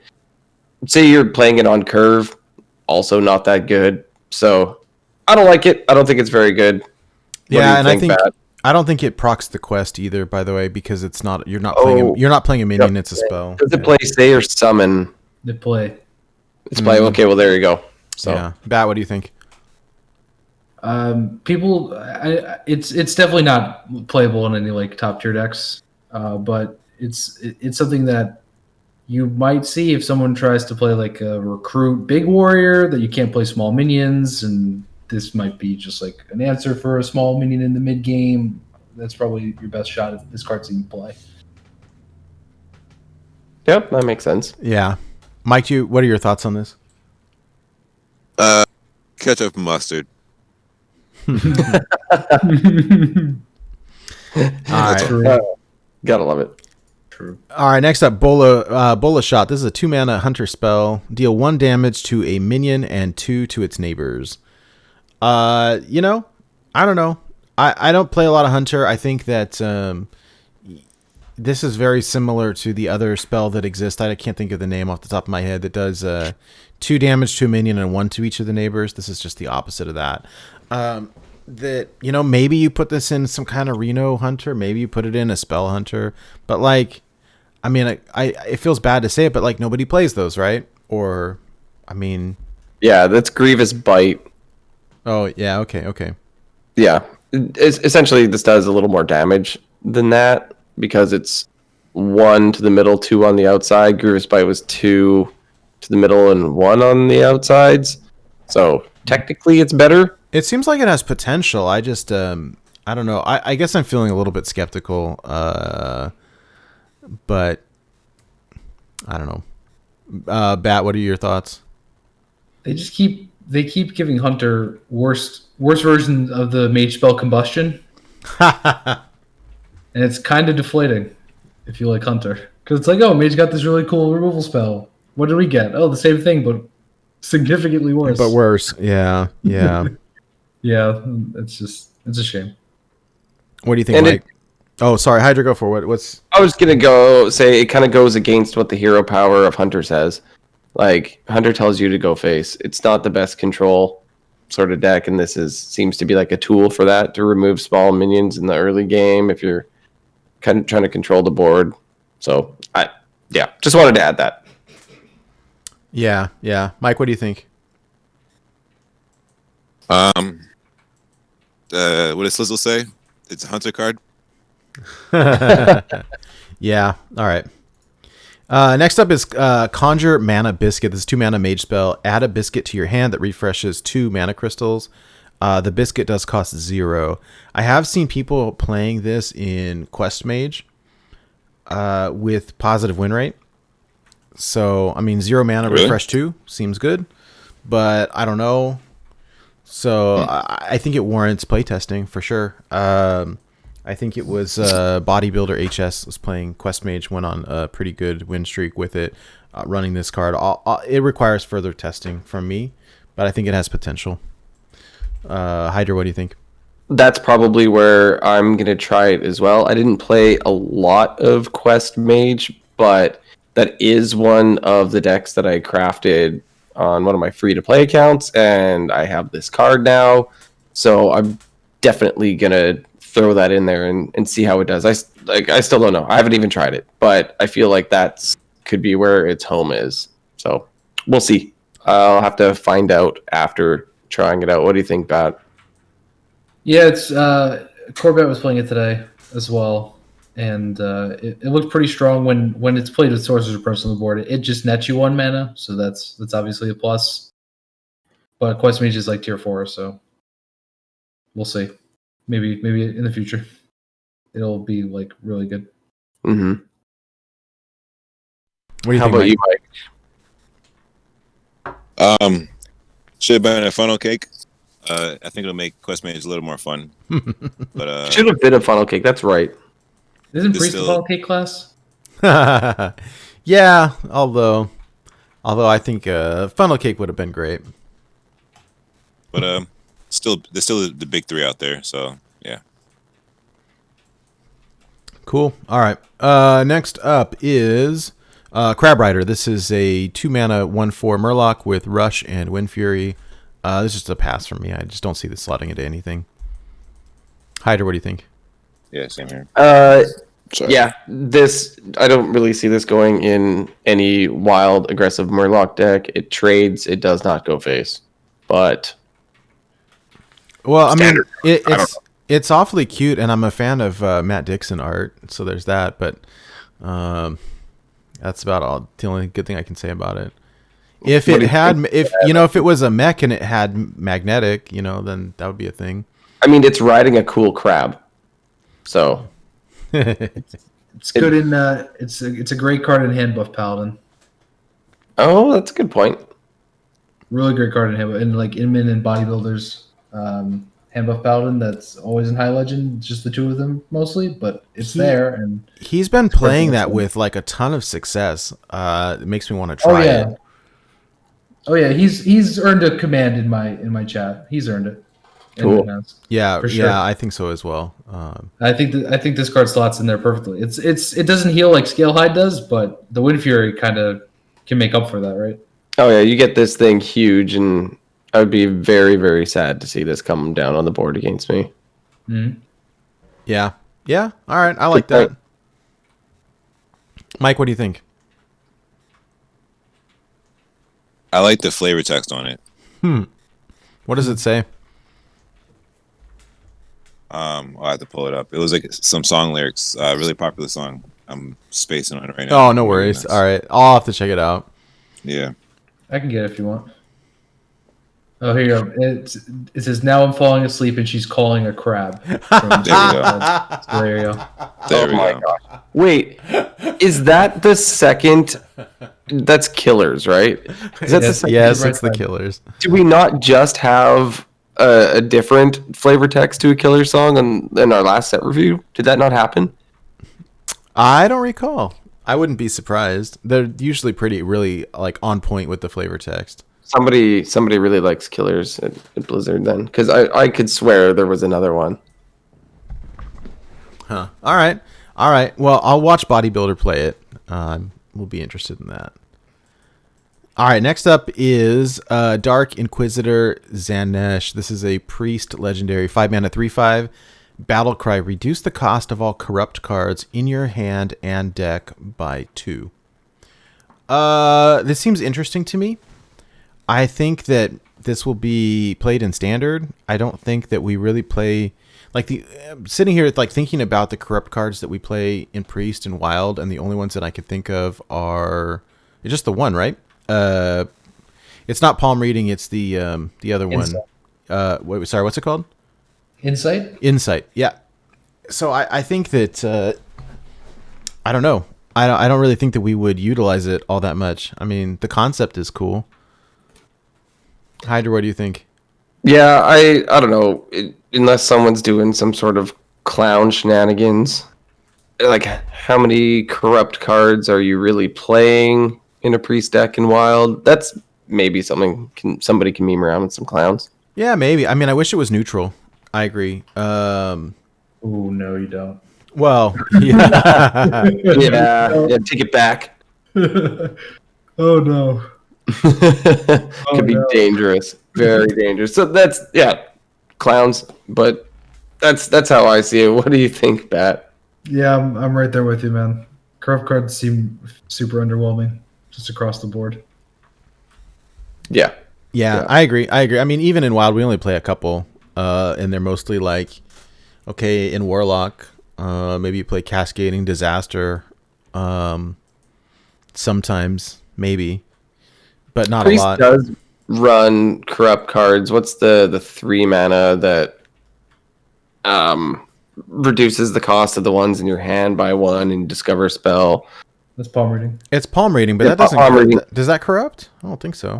No, you're talking about Auspicious Spirits, the 4 mana spell. Oh, yeah. Okay. It's Yeah, you're right. Palm reading does not corrupt. I don't play enough priest, as you can tell. I play against Priest. That's my problem. There you go. So yeah, I don't know. Mike, do you have any opinions on this guy? I think Mike was rushing out. I think he's going to be right back. So okay. I'm going to pretend that I'm Mike and say this is a priest card, and then you can move on. The next one up is Death Warden. This is a neutral 3 mana 2/5, and the text says Death Rattles can't trigger. I feel like this is interesting, and maybe there's some kind of funky, either this is some kind of funky tech card, or there's some kind of funky combo here. It is not going to be me that finds that combo. It's going to be Clark Hellscream or somebody like that. So I don't know. I mean, I can see this being great, with a board clear. Like maybe you use this, in some like Odd Warrior maybe against, some like your like Reno Lock or something where there's a bunch of death rattles. I don't know, but it doesn't seem. It seems a little fringe to me, so I don't know. I'm a little skeptical. I don't really see it, but maybe. Hyder, what do you think? Yeah, I'm thinking the same thing. It's got to be something fringe. I don't know if anyone's theory crafted anything about this. I personally don't see where it fits. If Cube Block was everywhere, I can see it being annoying. But you could just make the appropriate trades first, right? And then still get your death rattles. So I don't know. Maybe Bat has heard something about this card. I currently don't see it. But Bat, have you seen anything or heard anything about this? No, the only whispers I hear about it are some of my friends that play Standard, because every time a year ends and we have the 4 sets in Standard, Mm-hmm. and the pool's very low, like some kind of token Druid with Soul of the Forest is really good, and that's when a card like this will be played, like come like April, but nothing in Wild for a while. I don't think it'll be annoying, like when it's devolved into and you're like, oh yeah, that's nice. Good for me. And then you just like clear the board with death rattles and this card's there, so that's cool. But I don't think it'll fit into any 30 card slots. That reminds me, I was playing last week Mr. 37's Evolved Shaman, and I evolved into, I don't know, it was that cloak or whatever that gives the rest of your minions can't be targeted. The robes, yeah. And I was like, oh, well, this is fun. Like I remember when that card came out thinking like, oh, that's neat. Are we going to play that? No, but it's pretty cool. And so I got that, and then my opponent conceded, which was kind of cool. But and it reminds me of this, like, hey, when you high roll into it or, generate it from something, like that's pretty cool. But I struggle trying to figure out when I would actually run this. Yeah. So I don't know. I mean, if Death Rattle starts to become a thing, maybe it's a tech. I don't know. Mike, are you back? Or not quite yet? No. Okay. Yeah, I just said back up. I apologize. Oh no, it's all good. Yeah, my bad. Yeah. What are your thoughts on this Death Warden? I think it's pretty cool. I think it'll just be pretty situational though. I know initially, like, yeah, it shuts down like obviously Death Rattle, so Mad Scientist, Void Lords, but whenever I see Mad Scientist, it's followed by 4/4s and 5/5s and fireballs, so that doesn't matter. Yeah.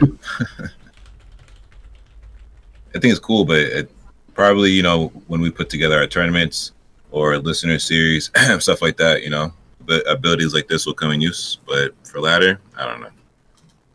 Yeah, I feel you.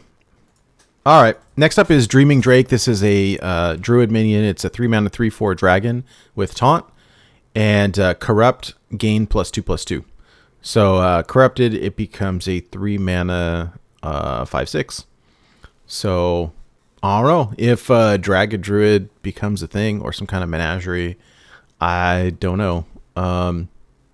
Doesn't seem bad to me, but it sort of feels like a standard card. I don't know. Maybe there's a way in some world that like No Clapper or somebody will drop this into a like Hydralisk Druid with the new N'Zoth because it's a dragon. But if it came back uncorrupted, right? So yeah, I don't know. I believe. Oh no, maybe it doesn't. Huh? It changes. Comes back to the version it does. Okay. Oh, that's cool. Well, I don't know. It seems kind of fun. I want to play with it. I don't know how good it will actually be, but I definitely want to try it out. Hyder, do you have any thoughts? The only thing is, if you're looking for to bring this back with like Hydralisk, you obviously want to bring back the big version. So you're looking to play this off curve. You're playing the long game. So I guess if you're playing a bit of a longer game, you don't really mind playing this late because you have to play it later to corrupt it correctly. So it kind of sucks that you can't really play it on curve. I mean, you can if you're going against aggro. A 3-mana 3/4 with taunt is still pretty decent. It gets you stopped from getting hit in the face, but it's not really a deck. Go play it in casual. Be fun. That.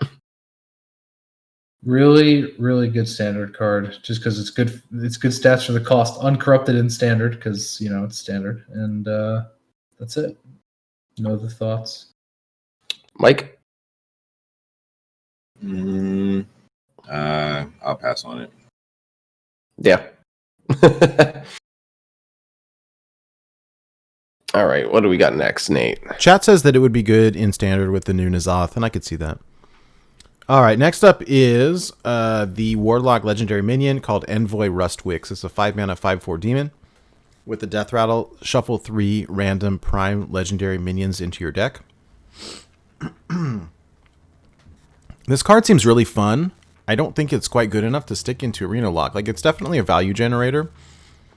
And it looks like a lot of fun. But the deck is so optimized at this point, I struggle to say, especially the 5-mana slot, like, hey, what do we pull out to stick this in? Like, I love the card. The flavor's cool. The artwork's cool. The idea is cool. It sort of depends what legendaries I get. If I get the Warlock one, that's pretty awesome. If I get the Warrior one, that's pretty awesome. The Mage one's pretty good. Some of the other ones I probably wouldn't want. I don't know. It looks fun. I kind of feel like I want to try it. If I had to score it, like, out of 5, I'd probably say like 3, like it's playable, but I don't think it's like busted or even like super good. Looks really fun though. Hyder, what do you think? Yeah, if I was playing like a wallet Reno Warlock list and I just wanted value, if I'm just having fun, I'd put this in just because. Like it's just cool. You're getting. I mean, it would kind of suck if you turned off your Reno because it put duplicates in your deck.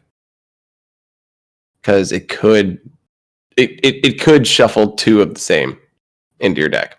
So I wonder about that interaction. I remember the interaction with Prince Malchezaar. Yeah. And they said if you put Prince Malchezaar in a Reno deck, it will never shuffle duplicates, which I thought was interesting. And I'm curious about the interaction with this. I'll ask. I'll ask Celestalon and see if I can get a response. I'm curious if it would do that or not. Because I can see you, kind of screwing yourself there. Mm-hmm. If it did that, there's a chance it could happen. But yeah, I think it's a fun card. I think it can be a powerful, fun value card. Maybe not the best card, but if you bring it back, It gets to do it again because it's a death rattle, not a battle cry. So it helps in fatigue. Yeah. Right. It definitely is like I'd call it like a Brian Kibler card. Something this is a wild card for sure. I think this would be really good in Odd Warrior. I don't know. I love it. I mean, someone in chat was saying like Nate Goldcraft. I don't know. I'm a little skeptical. I want to play with it first. I love the idea of it. I just don't know that like it shuffles. So the primes that it will shuffle, it's not like the upgraded primes. It's like the base prime. And so if this is late game and I top deck like the Shaman Prime, I don't want that. Oh wait, this shuffles the base prime. Yeah, it's gonna shuffle the base prime into your deck, and then you would play it, and the death rattle would be to shuffle the upgraded prime, right? Isn't that how it works?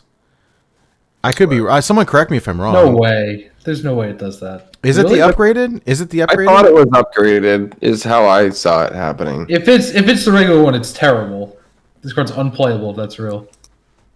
Chat. The regular one, don't ask me. Way too slow. No, okay. Sorry, I just Upgraded. 20 people in chat just said that it's the upgraded. So because it says the word prime in it, right? So is that not how it's differentiated between the small guy and the big guy? Oh yeah, Solarian primes. Solarian Prime. Yeah. You guys are right. Thank you, chat. Nate's drunk Somebody again. said Says. Nate's drinking. No comment. I'm joking. I've not seen any. It was something interesting that they did with this set where there was no reveal stream, there was no theory testing streams. I think that's cool. Like it's fun to get this stuff and then we have to go play with it. I just haven't played with it. Like I wanted to go play the new Broken thing and I haven't played this guy yet. So okay. Apparently it is the upgrades. Yes. Yeah. So that's my opinion. Bat, do you think what do you think? Are people gonna play this? Nope, still unplayable. Because the Prime legendaries are terrible. They're so bad. Plus, one thing you guys didn't mention, this is a demon, so it will screw up your pool if you're playing a Gul'dan deck. Yeah, that's true. That was the only thing I was thinking of is, if you're trying to have fun, you can bring it back and get more because it's Death Rattle. Like True, I said, you can definitely do that. this is great in Odd Warrior. Yeah, true. So I guess what you're saying is I have to put Malkazar in my Odd Warriors when I get this, and then we're really getting. Oh spicy. man, what do you Mike, think, Mike? any opinions? I think this would, like you said, be great in Odd Priest. It's pretty cool that Spyver from 600 Dust, he opened this in Golden today. So I'm pretty excited for him. Oh. He can bust out some primes in Golden. It looks nice in gold. It does. But I guess you play this sack pack, and then what? Like, I don't know. I guess if you want to keep like your 9-star, 10-star, yeah. Oh my god! Wow. I'm just being real, man. What? I don't know. No, it's funny. It's funny. All right. But maybe we'll talk about that a little bit later. Maybe that's the way to go these days. Maybe. All right, let's move along. Next up is a dual class card. It's called Fellfire Deadeye. This is a Demon Hunter and Hunter minion. It's a 2-mana 2/3. Your hero power costs 1 less. Okay, that's interesting. The only way I'd be interested in playing with this is if it was an odd cost for Wild. So I don't know. I don't think that the rest of Demon Hunter, like not odd version, is good enough at this point. But that's my 2 cents. Hydra, what do you think? In Even Hunter, that would make a free ping, right? If you were playing Even Hunter, because you're already there. Oh yeah. So, hey, face deck Even Hunter, free ping. Hey, that's right. I mean, we could try it. And I know, I mean, I think it was last month or maybe the month before, Smork was playing some of it and having success in High Legend. So, I mean, it's definitely possible. I Nate, you actually, I think, saw me when I was playing against my kid. This is embarrassing, but I actually do have a full golden even hunter deck. Ooh. So it's ready and it's waiting. I don't know what it. Young Hunt was playing it one day, and he was climbing in Legend with it, and this is, I don't know, a while ago, and I was like, cool. Then I crafted the deck, and I had a whole bunch of the cards in golden, and I was like, man, why do you got to do this to me, Hearthstone? Craft the rest. They get me every time. So, hey, if it works, cool. I mean, that even hunter deck will be sitting there one day. It'll be good. It's not very good. Oops. But yeah, so even hunter. That's the only thing I can think of. BattMasile.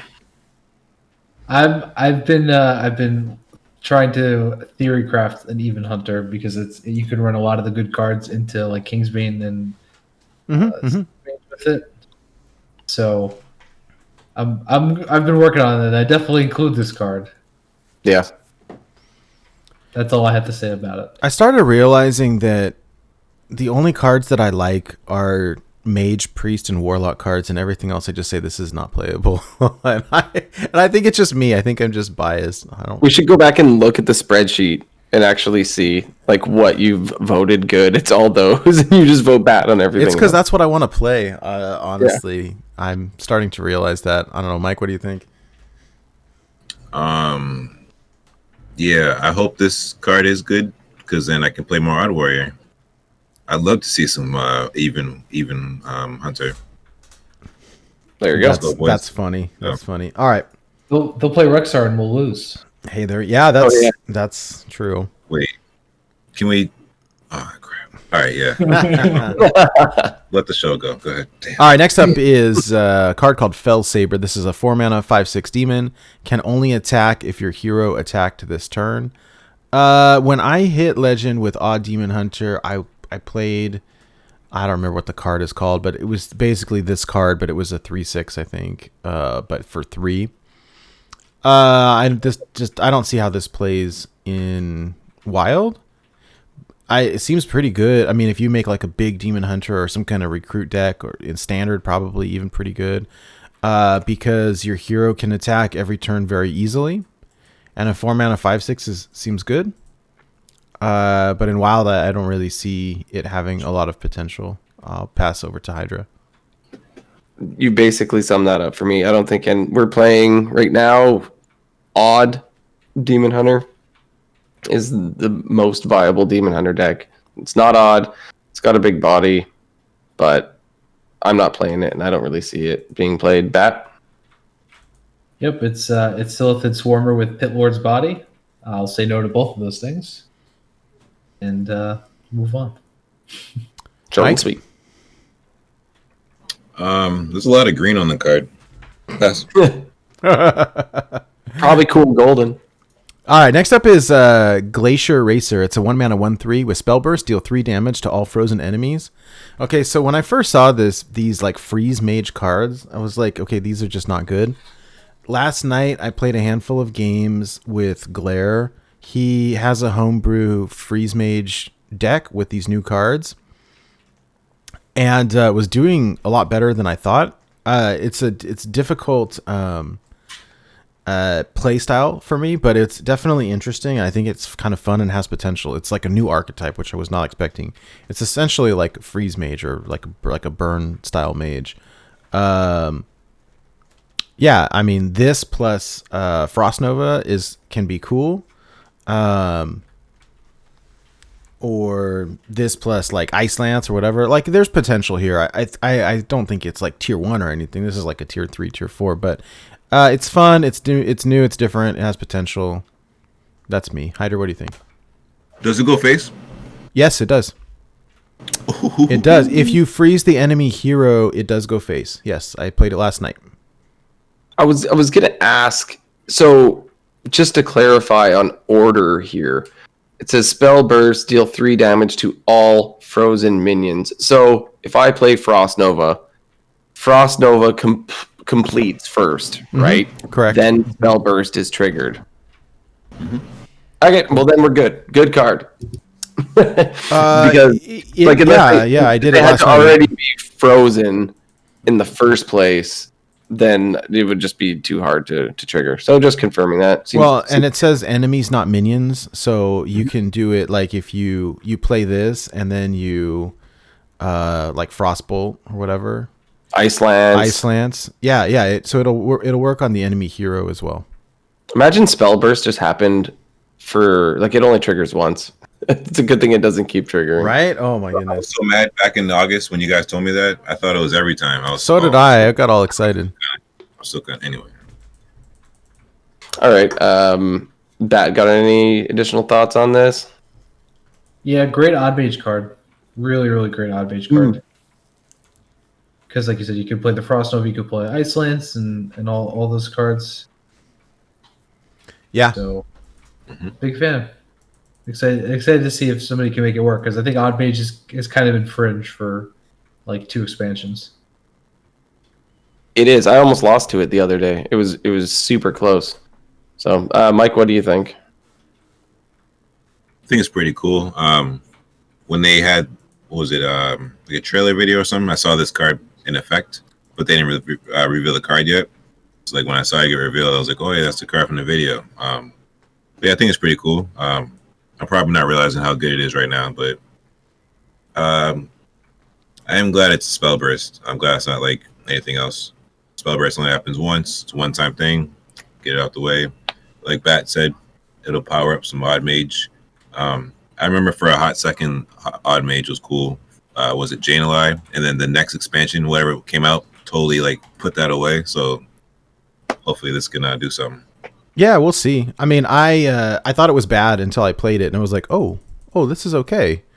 So yeah, I mean, it just needs some testing. This is something new. Yeah. All right. Next up is another dual class card. It's called Guidance. This is a Shaman and Druid card. 1 mana. It says look at 2 spells, add 1 to your hand, or overload 1 to get both. I don't know. This seems interesting to me. I'm not quite sure. Maybe in some kind of like a miracle druid where I'm wanting to like cycle. I don't know. We'll see. It has potential to me. I don't play a lot of either of these classes. I don't think I would put it in my deck in a shaman deck really. I mean, maybe like in an odd shaman, but like that's a tier 4 deck, right? Or I could see it going in like a spell heavy kind of cycle auctioneer druid type of thing. So I don't know. Like I don't know. It seems interesting to me. Yeah, I don't know. Hydra, what do you think? So this seems to be a card that, unless I'm reading it wrong, seems to be a choose one card that doesn't say choose one. Because it says look at 2 spells, add 1 to your hand, or you can choose to overload and get both. Right?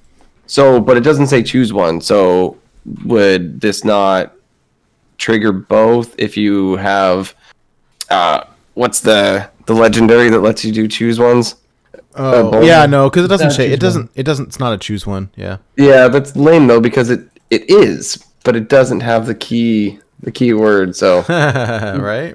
No, so the way the card resolves, because I was able to cast it either today or yesterday, and it pops up, so it'll show up in three slots. So it'll be 1 spell, 2 spell, and then the overload option. So it's really 3. It's kind of like branching paths kind of a deal.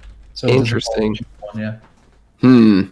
Yeah, I don't know. I feel like if you're just trying to generate value, it's kind of a cool card. If you're looking for answers, it's a cool card. It doesn't seem essential to any sort of game plan. So, I mean, I think it's all right if you want to just include it into a value style deck. Quick question. Is it Discover or from your deck? I don't know. It just says look at 2 spells. I'm not sure. It's not from your deck. It's not from your deck. So it's a Discover. So it also doesn't say Discover either. Because it's not technically Discover either. Because it's only 2 options, really. Yeah, Discover has to be 3, right? Yeah. Weird. Unless it physically can't discover more, like Shadow Visions or with only 2 spells or something like that. Yeah. Weird. Yeah, I don't know. Like I said, value seems neat. Other than that, meh. Any opinions on that, Bet? Yeah, I'm kind of upset you slighted Odd Shaman a little bit. Hey, I was playing in top 50 Legend last week, so I don't want to hear about you crapping all over my Odd Shaman. no, right? man, we had I don't wanna three. hear it. We had 3E on the show, and he brought Odd Shaman, and we went on a crazy win streak with it. Mhm. And in the right hands, it's devastating. I cannot buy a win with it. But the deck is super cool. Nobody ever expects it at all, and I think it's interesting. I'm just not a shaman player. Just don't say it around Go Daniel. Oh, there he is in chat. See? Yeah, no, I It's bet, good but to like, do that. yeah, 3E super good at it. I know Blue Train was playing a lot of it for a while, and deck is neat. Yeah, it's really good. I think it's done super well for me. I was close to like 58% in like 150 games, Okay. and I think most of that is because people don't know how to interact with the totems. They either clear too many or don't clear enough, and one way or the other, they usually get destroyed. But if they do it the right way, then the deck is kind of powerless because it's too many hero power. So Yeah. Mike, what do you think? Yeah, so I disrespected the Odd Shaman because I didn't think of that. But if it's not discovered, or it's like Volpira, I thought it was from your deck. So I was like, oh, like Mally Druid, just get spells from your Mally Druid. But yeah, I'll pass on it. I don't know. But yeah, Odd Shaman. Yeah, there you go, Odd Shaman. Some of these, I think, require us to play test them a little bit to figure out, how good they are and how versatile they'll be. And that's where this kind of slots in for me. Anyways, let's move on. Well, let's jam through these. Next up is Hysteria. This is already really good and it's busted. This would be like a gold craft for me. 5. Yes. Hydra, what do you think? Yeah, same. I already think it's good. It's another removal tool that Priest can use as if they didn't have enough already. And it's already in a deck that seems to be making people upset. So it's a pretty darn good card. Even when they change, I think when they change the Tiller interaction, I think it could still be played and still be pretty good. So, Bat, thoughts? I mean, this card single-handedly raises Big Priest's win rate against Dark Lair. Yep. It's just kind of huge because it can kind of chill against Secret Mage already. Kingsbane, if Kingsbane isn't running Sap, it does pretty well. So Glaire's kind of like the missing piece. It's never going to be good against Raza, but against the other three, this really helps. And I hate Big Priest, but it's just the reality of how good this card actually is, being so cheap. Yeah. I mean, you do this to a Void Lord. It's got like a small amount of attack. It's just going to keep attacking everything on the board. No, I think until it dies. So chat's asking about the Tiller nerf, and so yes, during the show, Iksar said that they're gonna address it by next week or something like that. Oh yeah. I don't think they didn't say how yet, but so the question is, does this change Hysteria? And I think the answer is no. It's still a busted card because you can still play it in you can still slot it into any sort of priest or warlock deck. It probably will make this OTK combo go away, but I don't see why we'd stop playing this card. Like, the card still seems good. So I don't know. Yeah, and all they said was that they're addressing the Tiller OTK with Hysteria, and they didn't say how. They just said that they're addressing it, and so who knows what that means, and I don't know that I really want to speculate. Well, they didn't say he said they were going to address the interaction, not so they can change the interaction. It could just be the animations. You have no idea. Yeah, no, we really don't. We really don't. Yeah, so nobody has a clue. So it doesn't change my score on the card. I still think the card's really good. It might change the deck it goes into. Yeah, that's a good point, Bat, because they addressed Shudderwalk by changing the animation. Right. Yeah. So, good point. Mike, do you have any thoughts on this card? Oh yeah, I gave it a 5. If they do change it, it could be what Bat said, and all they would have to do is just rearrange the words that are already on the card. Minions attack it until it dies. So I think it's a 5. Yeah. Cool. All right. Next up is Illidari Studies. This is a 1 mana Demon Hunter spell. Discover an Outcast card.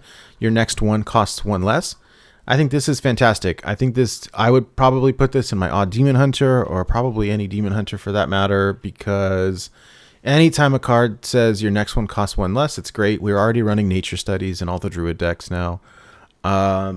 And it just seems pretty good to me. So, yeah. Hydra, what do you think? I like it that at first when I looked at it, I thought that it was an Outcast card, so it had to be Outcast at first, but it is not.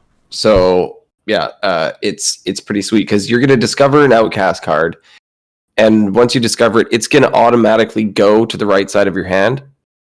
So that Outcast is going to be active on whatever it was that you picked, and you can pick based on how much mana you have left that turn. So like it's discover on steroids, it seems to be for me, because it's going to have the Outcast effect, and you get to pick for whatever mana you have. I think it's a great card. BATT. I mean, that assumes that you're going to play it the same turn, because if you wait until the next turn, it won't have Outcast anymore because you'll draw. Yeah, so I'm basing this on if yes, you're planning on playing a card this turn, then it will have the Discover. If not, you could still play it the next turn if you draw something with a low enough mana cost. You don't want this like migrating to the middle of your hand. No, but the reduction of any Outcast card still seems good to me. In the right deck. I mean, maybe you have to build around, but I think it seems solid. Anyways, sorry about that. BATT, what do you think? Well, you have to take into consideration when you're evaluating the power level of this card, how thin the Outcast pool actually is. There are only 10 cards that are in this pool. So it's Discover Hand of Gul'dan, or Skull of Gul'dan. Skull, Spectral Sight, Eye Beam, etc. Consume Magic, even Dreadlord's Bite as well. So they have, this card is I'm not going to do the math because I'm not big brain, but the odds of you missing on an impactful card are very, very low. Yeah.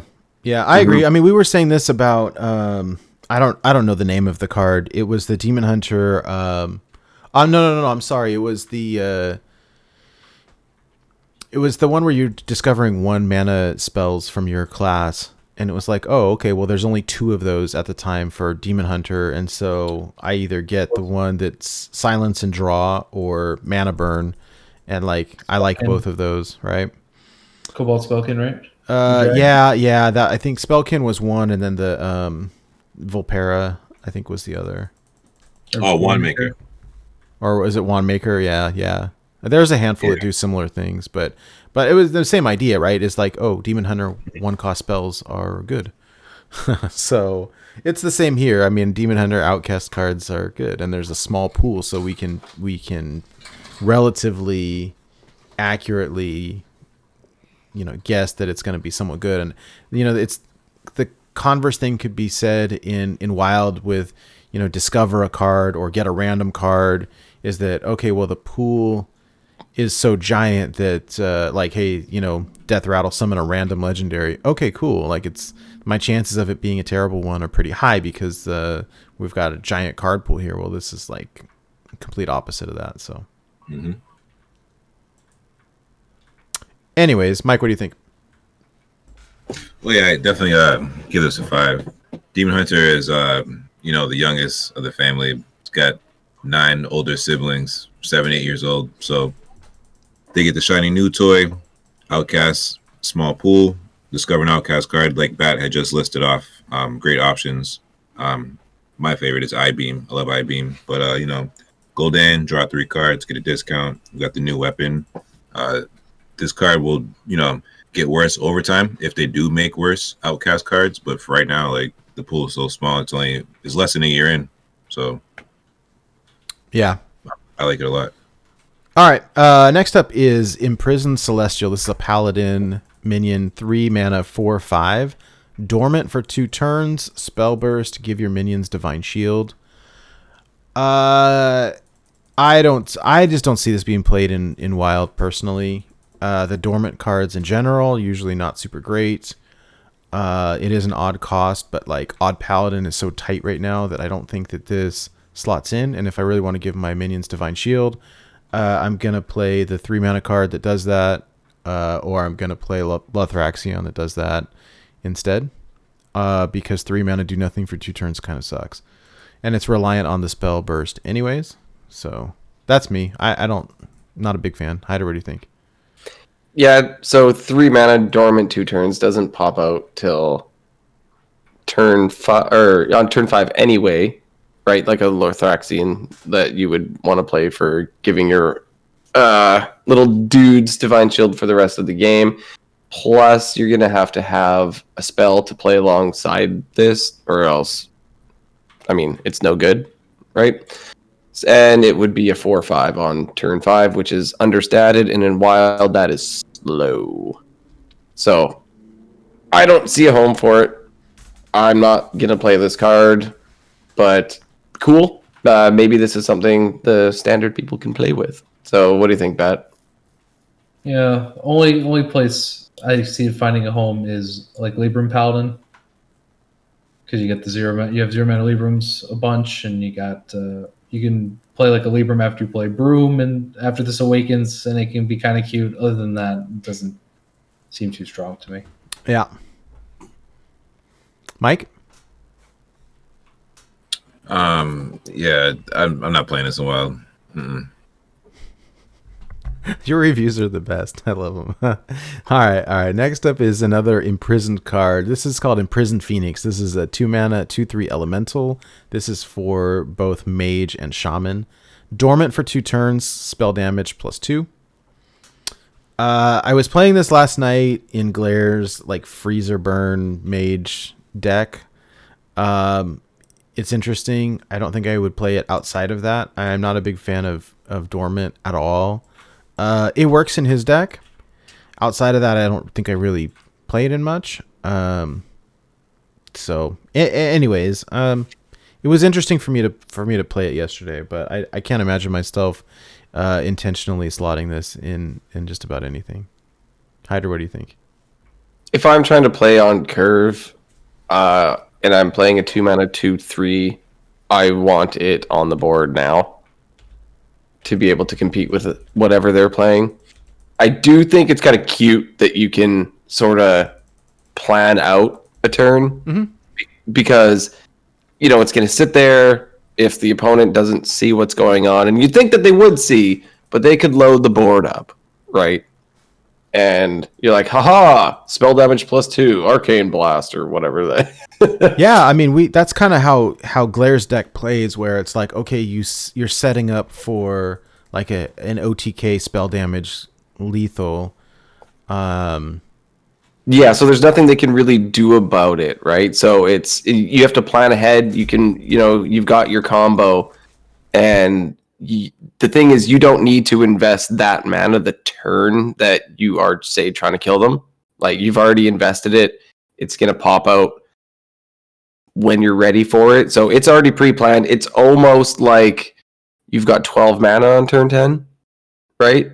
Or if you play, say, 2 of these ahead of time, it's like 14, because you've played those 2. Now you've got 10 mana to deal damage to somebody with when they come out of dormant. So I think that's really, really cool. I'm not playing it on curve. I feel like, unless I'm against aggro, right? But it seems like it has a home, and you want to do something dirty with a lot of face damage. What do you think, Bat? I don't see it. Not even in any universe. Love it.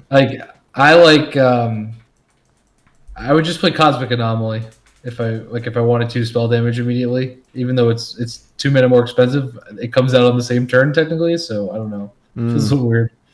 I'm like ever playing this card. I don't know if the elemental tag makes it relevant, but Cosmic Anomaly is also an elemental. So well, there you go. Yeah.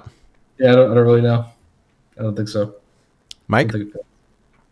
So there was one universe I thought of 2 things. Bat said one of them. The other one is worse.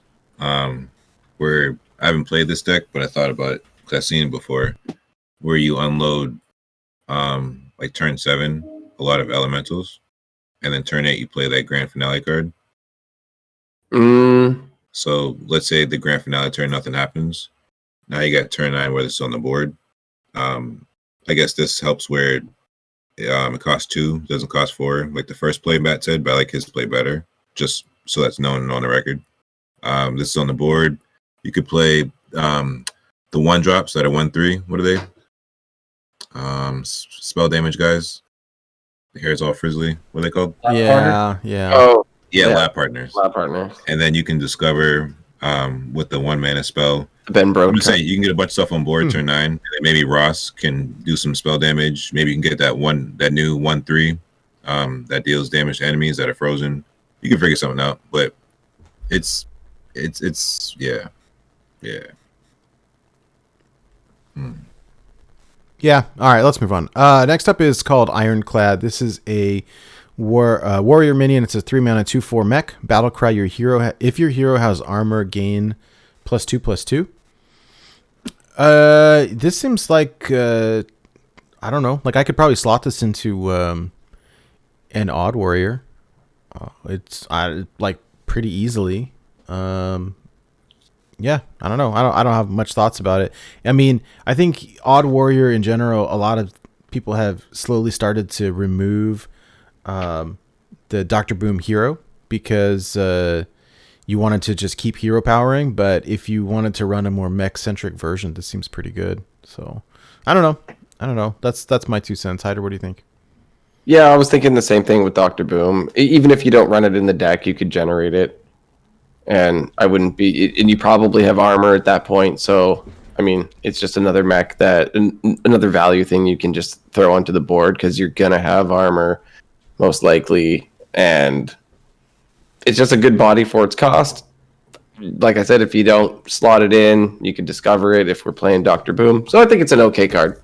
I don't think it's some sort of meta breaker by any means. It's there. It's okay. How about you, Bat? This card is the Stone Cold Nuts in Menagerie Warrior. Yeah, no, I hadn't. Yep. That card is the Stone Cold Nuts. 1 tick with the weapon, and it's a what is it, a 5/7? Is that how that math works? Like that's like ridiculous. Yep. I don't know. I think this card is insane. You can. If you buff, even if you play it on 3 and you're on the coin and you just coin Ziliax against an aggro deck, feels pretty good. I don't know. I think this card is a sleeper and is going to be kind of annoying to deal with pretty soon. Interesting. I like it. I mean, it's not one of our top 3 decks we're running into right now, so anything different's pretty sweet. Yeah, I hadn't thought about that, but now I kind of want to play it. Any thoughts on? Sorry? So Menagerie Warrior is good. Yeah. Yeah. It's definitely on the menu. Oh, it sure is. Oh, yeah. What do you think, Mike? Yo, I like it a lot. 3-mana, was it 4/6? Yeah, every time. Oh, yeah. There's no way it's not. Yep. Yeah. All right. Yeah, sounds good.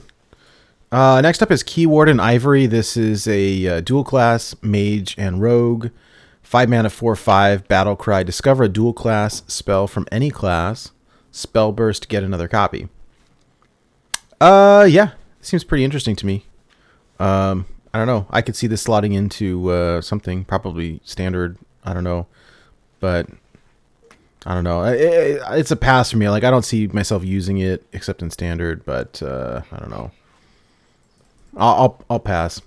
And I think let's yeah. It's someone just said time check. That's probably not a bad idea. Maybe we can go through these a little bit quicker. Yeah, I'm gonna go with a pass on this one too. It seems super cool. Value generator. Seems a little slow. So it's definitely cool. I don't see myself playing it. What do you think, Matt? Would be cool in like a lower, like the low curve Reno Secret Mage because it discovers Shield of Honor and Raised Dead. Seems okay in Odd Rogue. I don't know. What do you think, Mike? Odd Rogue or Reno Mage. Yep. Yeah, we can test him. Okay, next up is a Shaman spell called Landslide. This is a 2-mana spell. Deal 1 damage to all enemy minions. If you're overloaded, deal 1 damage again. I don't know. It's interesting. Someone had posted a question to the devs earlier saying, hey, historically, Shaman was like deal random AoE damage to all enemy minions, and over time we've started seeing like deal set amounts of damage. I don't know. This just seems like a worse Maelstrom Portal or a different Maelstrom Portal. I don't know. I mean, potentially you could clear a board of 2/2s, or 1/1s with Divine Shield. So I don't know. But how often are you overloaded? I'm not sure. I'm like a little skeptical of this. I'm not quite sure what I'd put it in, what I would remove, or what deck I would use it in. It's interesting, but I don't know. I don't see like a place for it in Even Shaman, so I'll just pass. Hydra? Yeah, it doesn't seem to be in line with what Even Shaman's trying to do. And are you really going to be overloaded on turn 2 when you don't really have much of a turn 1 play on Even Shaman? No. Unless you're just holding on to this for later in the game. Doesn't seem very proactive for Even Shaman when you're trying to stick totems and stuff like that. So it doesn't seem interesting to me. I don't know. I don't really like it myself. Bat? This card played on turn 6 with Squall Hunter deals 6 AoE damage, or 2 ways for 3. Ooh, okay. And you don't really ever, I wouldn't say ever, but you rarely actually play Maelstrom Portal on 2. Honestly, I've played a lot of Even Shaman in my life. It's very rare that I'm actually ready to cast it on 2 instead of developing one of my minions. I'd like to kind of save it for 4.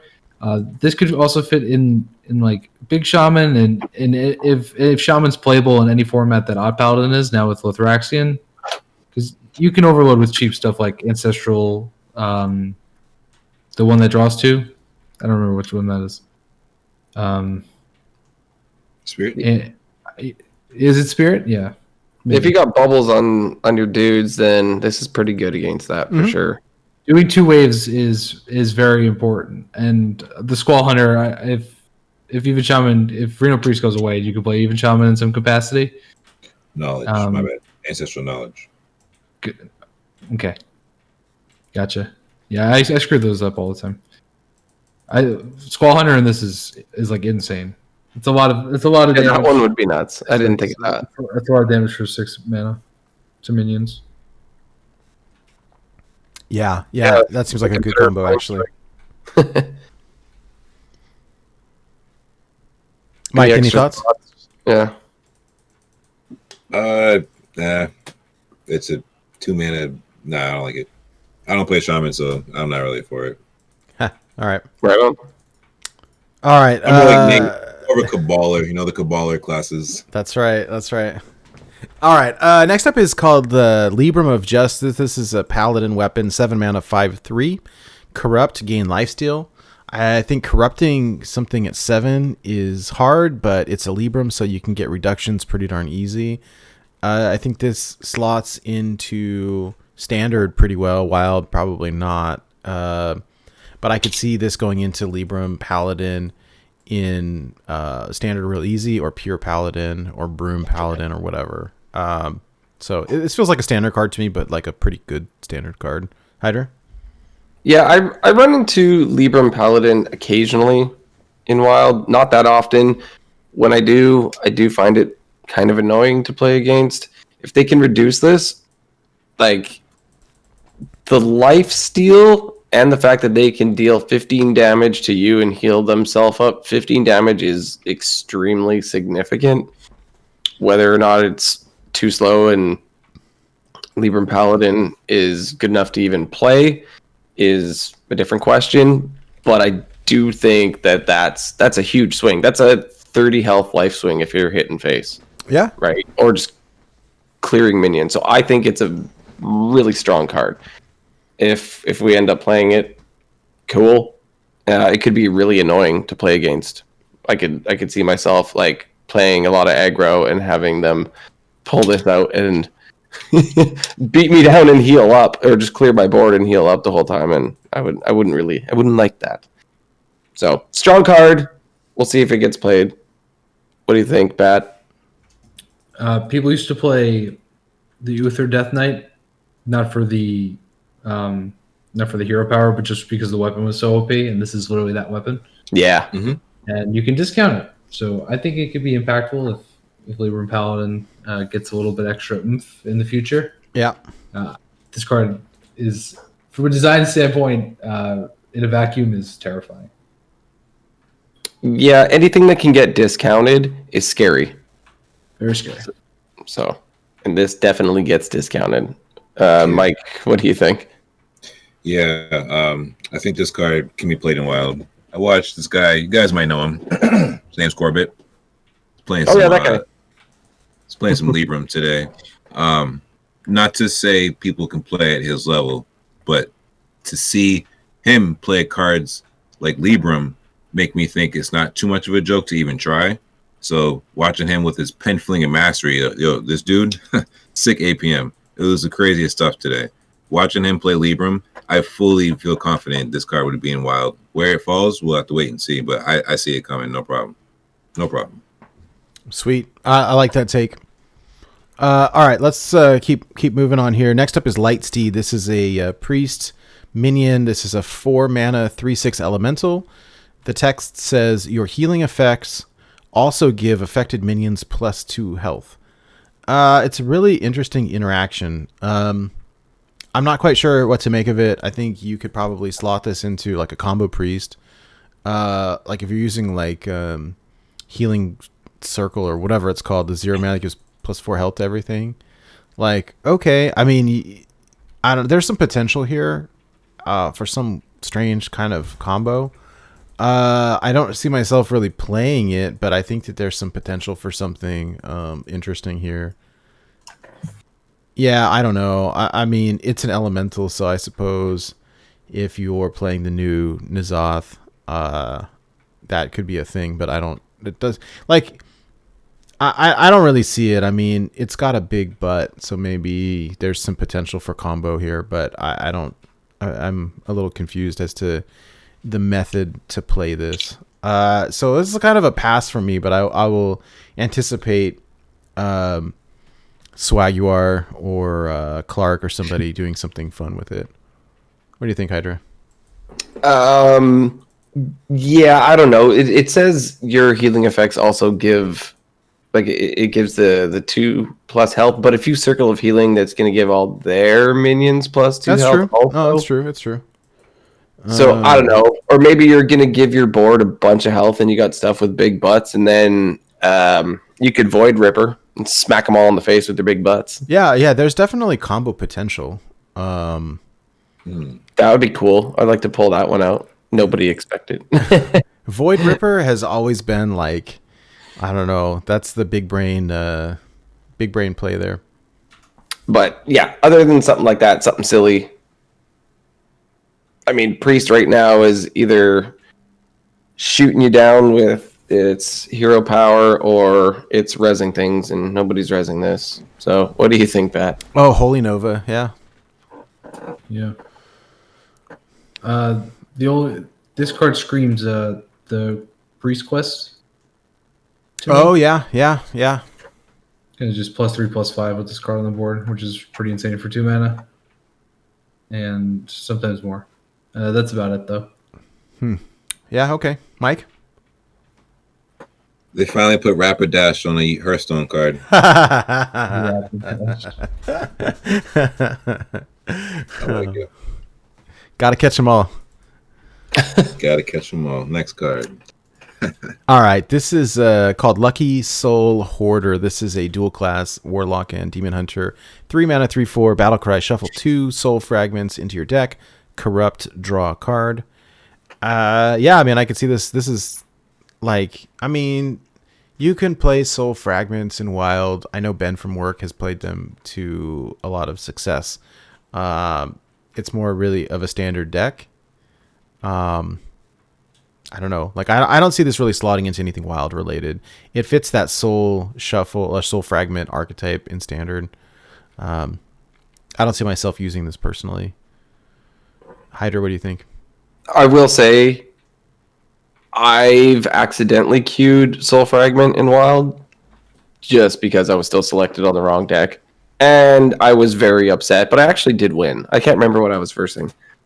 So maybe it isn't all that bad, or I just got lucky or I had the right matchup.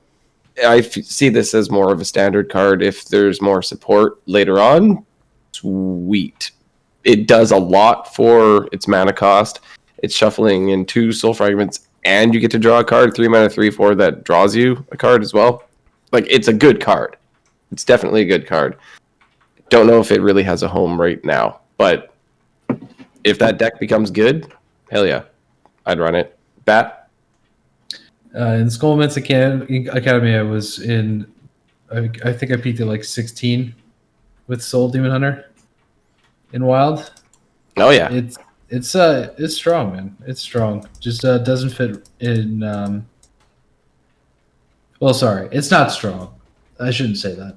It's incredibly fair, but if maximized to its potential, then it becomes strong.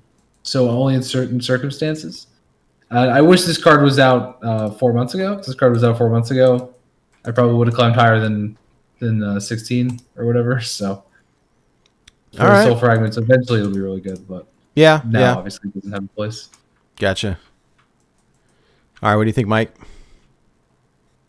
I have currently 129 Demon Hunter wins, so I don't think I'm qualified to say anything about this. And that's being fair. All right, next up is a Shaman card called Mist Runner. This is a 5 mana 4/4 battle cry. Give a friendly minion +3/+3. Overload 1. Someone had compared this to Flame Wreathed Faceless, the 4 mana 7/7. Like, maybe would you rather do that? And or someone saying, I think the comment was, in Wild you can play a 4 mana 7/7 for, and nobody plays that. Why would you play this? Yeah, I don't know. The only thing that's interesting for me with this card is that you can target another minion, which could be good. With the odd cost, though, like, this doesn't seem to me like something that you really want to play in Odd Shaman, though I'm very, very, very much not the expert in that, and so, you know, I could be wrong. I mean, do you want to give your spell damage totem +3/+3? Maybe make it harder to kill. Yes, yeah. See, Bat likes it. I don't know. It's interesting to me. I mean, I could see doing that, right? How much does Eyesore cost? Does that go in Odd? Anyways, Not the version I play, but it costs 3. Well, there's some potential. If I had to classify this, I would say Fringe. But the battle cry seems pretty good. Overload 1 does not seem that bad to me. So, Hydra? I think if this card had come out in like classic Hearthstone when the game was all very board centric, this card would be broken. Yeah. I mean, you remember the one that got nerfed? The we used to always play in Bone Mare. Oh, there's Bone Mare. Bone Mare. Yeah. Yes. Yeah. Oh, From okay, 7 to 8. Like, that card was insane. Yeah. And so this is like a mini Bone Mare, right? It doesn't give taunt or anything, but in a board-centric game, in a meta where, let's pretend you can play mid-range in Wild right now, that would be pretty solid, I feel. If in a meta where mid-range decks can do well, I think this is a really sweet card. I can see myself getting frustrated when my opponent plays it. Yeah. So I think it's cool. I think it depends on the right meta, but that's where I land. Bat? It's Bone Mare. Yeah. It's Bone Mare. It's so good. It is. What do you put it in, though? That's my question. Odd Shaman. Okay. Oh my god, it's so good. It's so good. You buff a minion, then you have two. You have like a 4/4 alongside like a 3/5 totem. then I don't know. Doesn't that just scream power to you? I don't No, know. it does. No, That's what it does. No, it does. It does. It does. It stats. does. Here's No, my it's thought. good. My thought on odd shaman is that it's a good deck, that it's really difficult to play correctly, and I think there's a couple people, probably yourself included, in 3E and Blue Train, that could play it really well, and the rest of us probably flop because it's a difficult deck to play. But when you play it correctly, it's incredibly rewarding. I mean, I've seen it. It's good. I don't know how to make heads or tails of it myself. OMG Game 69 in chat saying if you can stick a Bran and then do this to the Bran, and then the Bran's big and then it's harder to kill. That's pretty cool. But we're dreaming at that point. Bran has soft taunt, right? Yeah, Mike, what do you think? Yeah, it's a bone mare. Misty, what they say? Mist bone in chat. Yeah, yeah, There you bone. go. All right. Next up is Moonfang. I'm happy that this card made the set, because when we did our lore show with Goliath, he had asked, "Hey, how come this card didn't make the set? Hey, maybe it will be in the mini set." So he predicted that one. It's an interesting card. 5 mana, 6/3 beast. Can only take 1 damage at a time. This is a neutral minion. I don't think that I see myself running this at all, but discovering this effect when in like a Zombeast from Deathstalker Rexar seems pretty dope. I'm not quite sure what else to do with it. I mean, I love the flavor. I guess it would be really difficult to kill now that I think about it. Like, you would have to run 3 minions into it. Mm-hmm. Or minion hero power, or a defile. So I don't know. I mean, I'm interested. I think that I'm not gonna play it, but when my opponent plays it, it's gonna be annoying to deal with, because it will be difficult to kill. You have to run 3 things into it essentially. Yeah. I'm basically waiting for somebody to frostbolt it and then hover over it, and you can see it being like hovered over. Because they're like, oh yeah, 3 health, bang. What? Especially if the card's not played ever. Right. But it's definitely annoying. 1 damage at a time is annoying, and so it's a 3 for 1. Basically, if they're going to run 3 things into it against Odd Paladin, no problem. They're going to kill it with their guys, and they might even have Divine Shield on them.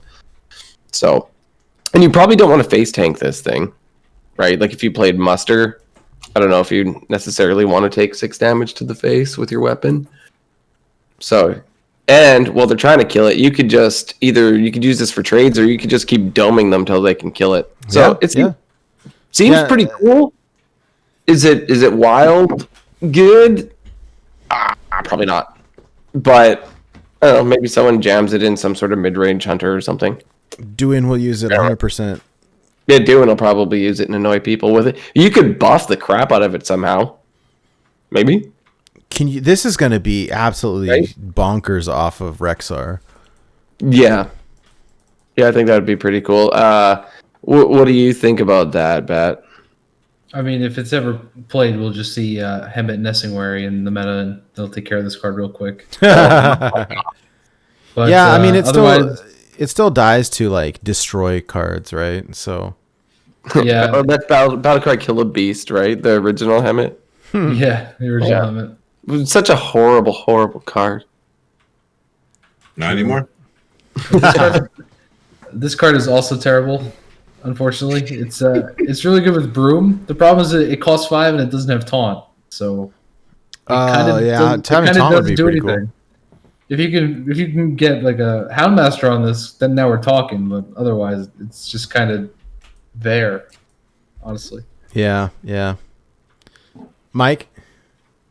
Yeah, this definitely falls into what I call the second tier classic card, because like Bat had just beautifully pointed out, it doesn't have taunt. So you would need another card to help this card be better. So it's just a joke fun card. Yeah, you slap with a broomstick or do some other crazy stuff I can't think of right now in the moment. Yeah, Pass. Yeah. All right. Next up is Nitro Boost Poison. This is a dual class rogue and warrior. It's a 1 mana spell. Give a minion +2 attack, corrupt, and your weapon. I've already seen people slotting this into Kingsbane. I think Martian Boo and also Smudge. And it looks great. This is like an easy 5 for me. It slots into Pirate Warrior as well and Kingsbane. So this is a gold craft for me. Hydra? Yeah, I agree with both those. It is also odd warrior, not odd warrior, odd rogue can play this as well, right? So I think that's pretty sweet. More aggression from odd rogue. So it slots into all those decks. I'd craft this in gold as well. Well, and it's so easy to corrupt, right? At 1, it's so easy to corrupt. So it doesn't like normally I'm not a huge fan of the corrupt cards because they're slow, but this is not. Schmoopy is in chat saying that he thinks this is better in Odd Rogue than Kingsbane. Yeah, maybe, probably. And it's a 1-cost card you're never playing on turn 1, so obviously it's going to get corrupt. Right. I still think it's really good in Kingsbane. Bat, what do you think?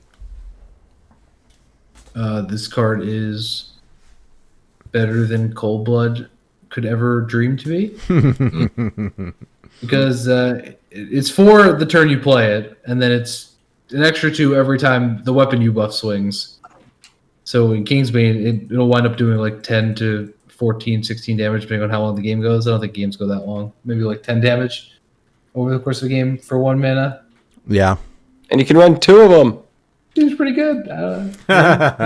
Seems pretty good. Yeah. Mike, thoughts? This is one of those rare cards that the art is just as cool as the name. Like, you could take this name and make any deck. Like, it just sounds so cool, dude. Like, Nitro Boost Dragon Warrior. You know what I'm saying? Like, just sounds crazy. Like, I'm just ready to do it, man. This card just seems cool. 5 stars. Nice. All right. Next up is Rally. This is another dual class Paladin and Priest for 4 mana. Resurrect a friendly 1-cost, 2-cost, and 3-cost minion. I haven't given much thought to this yet. I'm sure that there's something. This is like backwards Call to Arms, right? Yeah, totally. And I just don't know. The problem is it's random, and so what happens when you resurrect your Doomsayer? I mean, I don't know. I'm sure. So good in Pirate Priest. There you go. I'm not quite sure what to make of this. It's just a pass from me. Like I won't play it in Priest at all. So the question is, would I play it in Pally? Like, I don't know. What I would question is, does this slot in somewhere in like an Anyfin deck with my Murlocs? Maybe. I don't know. I'm not sure. Because I have the 1 cost that gives my Murlocs +1 attack. I've got the 2 cost that has charge. I've got the 3 cost that buffs everything else. But like, it relies on all of them to die. So like, I would never be playing this on curve. This is one that you play later, and like, I'd rather just play Anyfin. And there's ways to cheat out Anyfin early. So I think that it feels too slow to me. I'm kind of thinking out loud here, but I think it's probably a no from me. Hydra, what do you think? Yeah, if you're adding this to Anyfin and you're playing like Prismatic Lens, you're kind of reducing the chance you're actually going to hit your Anyfin, right? By putting this in there. So, well, and they're saying in chat, and I agree, like, hey, with Paladin, if you're making 1/1 dudes, like, your 1 cost is almost always going to be a Silverhand recruit. So yeah, it discourages the hero power. So, doesn't seem something that I want to play. And with Priest, okay, yeah. The only thing I can see is if someone's trying to do the silly aggressive Pirate Priest, just something like that. Like, I don't see Priest running something like this. So for me, it's a no. What do you think, Bat? So the ideal scenario you'd play this is in like the combo Priest. right? With the cleric and Tolvir and Blade Master. Yeah. The problem is those minions don't die. So it's not good. Because like ideally you're like Tolvir, then Blade Master, and then Circle, and like, my minions don't die, and then your rally doesn't do anything. So I don't think it really has a home. Yeah. Yeah. Mike, what do you think? Nah, no home. Pass. All right. Next up is Resizing Pouch. This is a dual class Hunter and Druid. Looks like it's Resizing Pouch. 1 mana. Discover a card with cost equal to your remaining mana crystals. I find this very interesting. I think that it's probably something really fun that I'll play in like a tavern brawl or like casual. But because the discover is kind of random, like there's no upsides to this, right? With the cards, like there's no reduction. I mean, there's definitely something interesting. Like, okay, cool. If I play this on 9 and I discover a card, like an 8 mana card, like, okay, 8 mana cards are pretty good. But I don't know. Like, what would you stick this in? I just don't really see it. It looks really fun to me. So like I'll do it in casual. I will do this in Tavern Brawl. I'll goof around with it, but like I don't see it as being really competitive. Hydra. Yeah, I feel like in Wild a lot of our decks are like they already have a game plan, and this seems to sort of be when your game plan isn't working. Normally, you like to include cards that are part of that game plan, right? So I rather just include the card that I want. I see that in chat. If you wanted to play it in Hunter on turn 10, you're always going to get that King Crush. So, yes, you could close a game out with it, but I don't necessarily want to make it to turn 10 when I'm playing Hunter. Forbidden Pouch. Pretty much. I don't know. Like in Wild, our decks are quite refined, and it seems like, yeah, if I somehow discover this, cool, like I can find something, but I don't feel like I want to include it. Bat, how do you feel? So just this morning on stream, that exact situation happened where my game plan was failing me, and I needed an out, and I cast Nature Studies, and this card was offered to me amongst 2 other options. I don't remember what the other 2 cards were, but this card was not going to be the answer. This card is horrendous because it doesn't have a concise pool. If you cast it on 1 with 9 mana remaining, you cast it for 1. It can give you Ysera. It can give you any other 9-drop that sucks. 9 cards, cost cards suck, etc. It gives you all the neutral minions as options. Nope, way too inconsistent for me. Always, and not even discovered worth taking. That's how bad this card is. And Discover's good, so that's how bad it is. That's how bad it is. That we don't even really want bad. Discover. No, it is really bad. Really bad. What do you think, Mike? If you look at the art, the guy's digging in the bag for a reason to play this card. Pass. All right. I love it. All right. Next up is Runaway Blackwing. This is a neutral 9 mana 9/9 dragon. At the end of your turn, deal 9 damage to a random enemy minion. This is like Dragnaros. Yeah.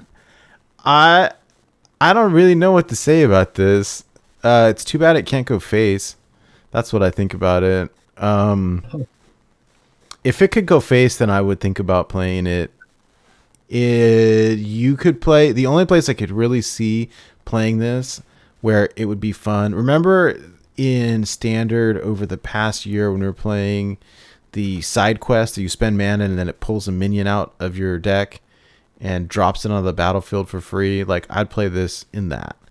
I don't think I really play it in Wild. I'd be really happy when my Ysera like pulls one of these onto the board. but I can't see myself slotting this into a deck. The effect is super cool. If it could go face, then I'd really try to make it work. But as it currently exists, I don't really see it. It's interesting. I'll pass. Yeah, I'm unless you can cheat it out, I feel like it's no good. Though, unlike Ragnaros, this can attack and it'll still do the damage. It can attack. That's true. That's true. So it does have that. You can still dome somebody, and then you don't need to worry about trading with, say, they got a big guy on board. You don't need to worry about it. That's why in Arena, this would be broken. I heard somebody say that it was being taken out of the Arena pool, but I don't know if that's true. Because Arena is very, very board tempo based. And this would just be really annoying if you stick this and then you just keep going face and it trades with whatever they put down because it shoots it with a 9 damage big fireball. So that seems really good there. I mean, it's a strong effect. Like, I'm going to be really frustrated when someone plays this. But if my board goes wide, then I'm not real worried about it. Killing your 1/1s. Yeah. Yeah, but I don't think anybody's playing this on turn 9 on purpose. Not in Wild. If it comes out being cheated, cool. But yeah, that's where I stand. BATT? Yeah, this is going to be really annoying off of DQA. Otherwise, not something you'll ever see. Yeah, agreed. Mike, what do you think? I love Bat's brain. That's where I was going. DQA, War Master Voon, me and Nate, Saturday night, you're going to see us. Yeah. I agree. All right. Next up is Saddlemaster. This is a Hunter minion. 3 mana, 3/4. After you play a beast, add a random beast to your hand. Okay, I'm not a big fan of random beasts, but I lost on stream yesterday to Duin playing this card. What? And yeah, so it's there's definitely the random factor. I mean, it's a 3 mana 3/4. He was playing alley cats and those little 1/1 hyenas with rush or whatever. And I mean, it's definitely a value generator. I'm not going to say it's good. But that being said, I lost to it, and so I have to respect it a little bit more than I would otherwise. I think in the right hands, like, you have to build a deck around it. I don't see myself playing it, but I don't play all that much Hunter to begin with. When I do play Hunter, it's more Death Rattle style. But I got bodied really hard by this, so it is what it is. Hyder, what do you think? Yeah, I feel like that was a little unfortunate that happened. At least it doesn't say after you summon a beast, because you could unleash and like fill your hand. Damn. That would be nuts. But yeah. I mean, okay, now you're talking. Yo. That would be cool. But yeah, it's cool. It generates a bunch of cards if you're going to play that. Not a lot of people are playing Hunter. Total respect to Duin for jamming this in his favorite class and playing it. I don't think it's something you'll be running into very often. What do you think, BATT? I think we should stay away from 3 mana Starving Buzzards. I think we already lived through that once. And we should stay away from that. This card's unplayable. Hunter's unplayable. And pass. Mike? Yeah, you heard that. Pass. Yeah. All right. Next up is Shenanigans. This is a 2 mana rogue secret. When your opponent draws their second card in a turn, transform it into a banana. Someone said, how come they didn't call it Bananigans? And I was really sad because they should have. That would have been great. This is really interesting, right? I am a big fan of disruption. I don't think that Secret Rogue is quite where I would want it to be in order for me to play it. Like, the card is cool. But like, if I was going to play Secret Rogue, it would need to be probably at the level like the Secret Mage is, right? Where it's like super refined. And I think that the archetype is just so young that it's not quite where I want it to be. Like they keep adding some like interesting cards. Yeah, could it trigger off rigged fair game? I don't see why not. It says when your opponent draws their second card in a turn. So yeah, rigged fair game starts at the beginning of your turn. Mm-hmm. So I assume that it would work. Yeah, because it would be your turn, so it would trigger. So I mean, this is pretty cool. Or Cold Light or something like that. Yeah, I don't see why not. It depends says, it says you can't play your own Cold Light and trigger it. No, it says in a turn. It doesn't say in your turn or their turn. It just says in a turn. The only secret that triggers on your own turn. It's too bad it's not the next card. Like you could, if it was the next, like when they play Polkelt, you know, you could jam this and you know, and turn their you know, Anduin into a banana, but that's not. But unfortunately, it's the second card. But besides, I don't think you would want to just sit on this in your hand, you know, the whole game until they drop Polkelt or something like that. Like it just doesn't.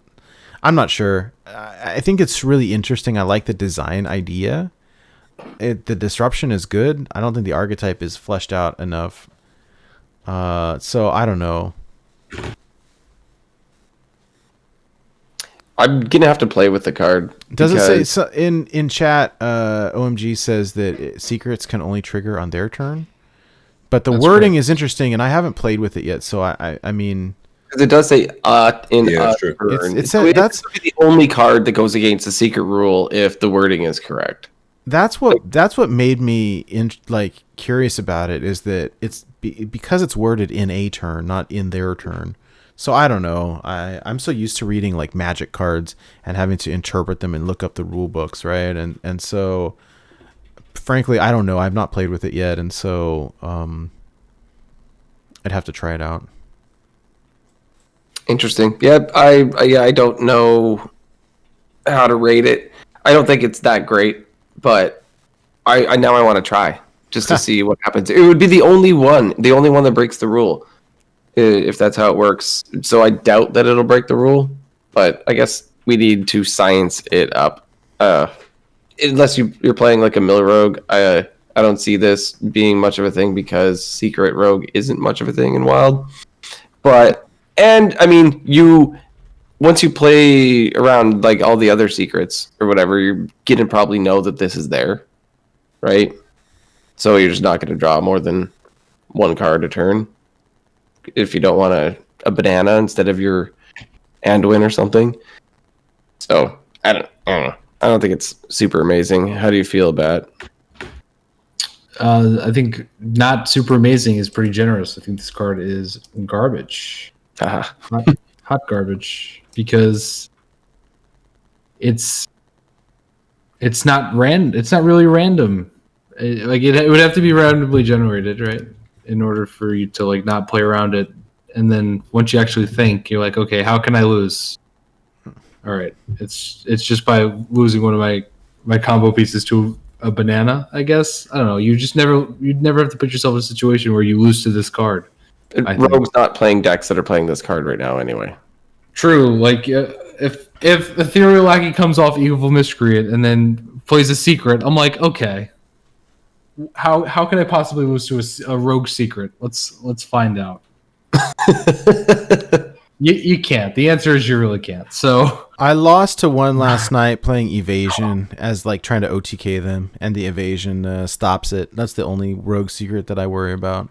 I know. We could make this one of our challenges. You need to like turn someone's Anduin into a banana. Bananduin. Bananduin. You were waiting for that one. I knew it. You were waiting for that one. Yeah, that would be a good one. It would take some time. I like that. Yeah, all right, we'll consider that. Mike, what do you think about this? Oh, it's mega crap. Pass. All right, cool. Next up is Sparkjoy Cheat. This is a rogue minion, 3 mana, 3/3 Battlecry. If you're holding a secret, cast it and draw a card. For for Secret Rogue, if that is even a thing, the idea is pretty cool. What I wonder, like, if it was just Battlecry, cast a secret from your deck and draw a card, it'd be broken, right? It'd be just crazy. But you have to Then your deck twice. well, you'd have to be holding it you have to be holding the secret, and so it's kind of reliant, and it's not like, this isn't Battlecry. If you're holding a secret, play it, and like you have to be holding the secret in order to cast it and draw a card, right? If I'm reading that correctly. And so it's definitely it's like a worse Kirin Tor mage, right? Yeah. I mean, Yeah, but when you're Kirin Tor, you have to have the secret in your hand also. that's true. It's essentially the same that way. Yeah, maybe it is. But You need to have the secret in your hand. And this one draws a card. I actually think it might be better. It's a Yeah, I better don't- Kirin Tor mage. okay, better Kirin Tor. You get to draw a card. Drawing is good. We like drawing cards. I think the difference that I see is that in Mage, there's lots and lots and lots of secrets, and in Rogue, there just aren't.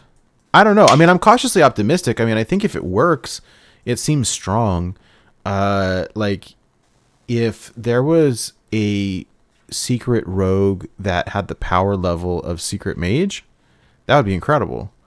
I just don't think it's there yet. Yeah. The effect is good. The effect seems really good.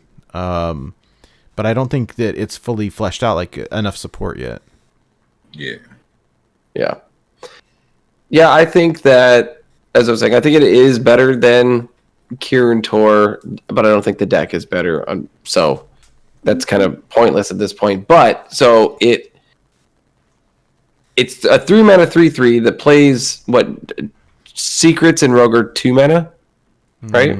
Yeah. Yes. So you get 5 mana for 3 mana, and you're drawing a card. 2 mana should draw you a card, like a life tap. So that's like 7 mana worth of stuff for 3 mana, and it's rock solid. But the deck isn't there. So, It'll be good in a couple years. Bat, how do you feel? Nope. Nope. Mike? There you go. Not even a little bit. Spark Joy cheat. I'm gonna find joy when we go to the next card. Yeah. All right. This is our last one. This is our last card. Spiked Wheel. It's a warrior weapon. 1 mana, 0/2, has +3 attack while your hero has armor. Yeah, I don't know. I mean, I don't think it's super great. I've seen a couple people play it. But it relies on, like, I mean, technically, if you have to armor up, what is it? A 3 mana 3/2. So it's a Fiery War Axe.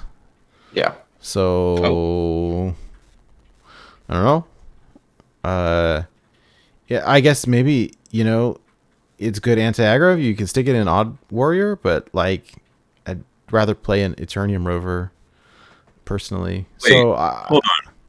This is a Darkmoon race, right? yeah. Yo, whose cart busted off the wheel? What happened, yo? Someone's cart busted on the wheel. Yeah. It's I mean, yeah, in Odd Warrior, it's a 1 mana 3/2, I guess. I don't know. I'm not a big warrior player, so I'm, yeah, Ben from work says it's fine. It's nothing amazing. I think that's kind of where I rate it. Like, it's not bad. It's not, I don't think it's overwhelming or anything either. So I don't know. Yeah. Hydra, what do you think? I know I haven't played a lot of Odd Warrior, but when I do, I like them to overcommit to the board and use like a big clear instead of slowly picking things off one by one. I like to spend one card to clear like 5-6 things, sort of thing. So I don't know. It's cheap removal. Odd Warrior, I don't think it's that good, but it's there. It exists. If you're playing a budget version, cool. But like I said, I like somebody to overcommit to the board and just sort of devastate them and make them sort of feel bad that they spent so much mana on filling up this board, and then you kind of got rid of it. So it's okay, sure. Not that good though. Pat? You don't want to use your face to clear your minions as Odd Warrior. Not much at all. Like Super Collider isn't even that good anymore. Even though it's the cleave, not a cleave, but that force attack mechanic is super powerful. Into Glare and Secret Mage especially. But to do it early, the aggro decks now are just too efficient. Congratulations, you hit and took the damage anyway, and they still have other stuff on board because they can just play multiple minions per turn and kill you. I don't think this makes the cut. Yeah. All right.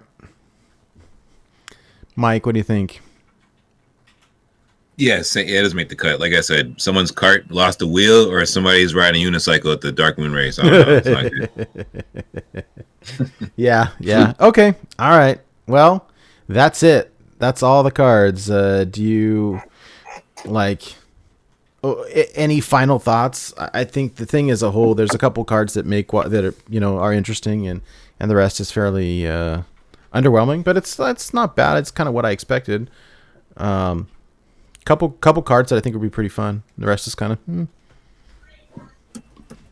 Yeah, I think aggro is going to get a push a little bit with the 1 mana for the rogue and the warrior that buffs your weapon and the person, your minion. I think that's a solid card, and it's really gonna help out decks like Kingsbane, Odd Rogue, Pirate Warrior. I think that's definitely something we're gonna see a lot of. That's the one thing I take away from this for sure, is those decks are gonna get stronger because of that. I usually don't mind a resurgence in aggro because it keeps the control and the combo decks in check, so. Mm-hmm. Wait a second. What if that warrior weapon was an aggro card instead? Well, the problem is that you would need to run that 1 mana 3/3 that gave you armor or something like that, because when you're playing warrior as an aggro type, you're not armoring up. Usually when you're armoring up as aggro, you're losing. So it'd have to be something that gave you the armor, like a battle cry or something. You can go like Rover, Armorsmith, Skipper, in Rage Warrior almost, a Rage Aggro Warrior with that card seems maybe, I don't know. Yeah, I think we need to play test a few things. I think that's how it would be played. Yeah, Crystallizer could do it. Yeah. True. Yeah. That new 1-drop. Yep. 4 armor. Yeah, that's true as well. Now you're also giving them them armor too, and it's an aggro matchup. Yeah. Because it gives them armor also. Okay. Yeah. All right. Okay. Well, I'm always happy for new cards. We've been going at it a long time, so let's wrap this up. And before we end, I think what everyone's been waiting for, something that what happened earlier this week, was that Iksar tweeted out another AMA. So this is the second week in a row that he's done this. And said, hey, I'll be on for the next hour. Ask me any Hearthstone questions. I'll answer. I asked a question about Wild, and to my surprise, he answered, which then turned into a giant, I don't know, just a mess, for lack of a better word, and got the community all riled up. Long story short, the kind of takeaway for me was this quote here. This is him answering my question, saying that Wild isn't somewhere we're trying to create as a curated experience, as curated of an experience as standard. It should be a place where you mostly can go play that deck from the past that you know and love.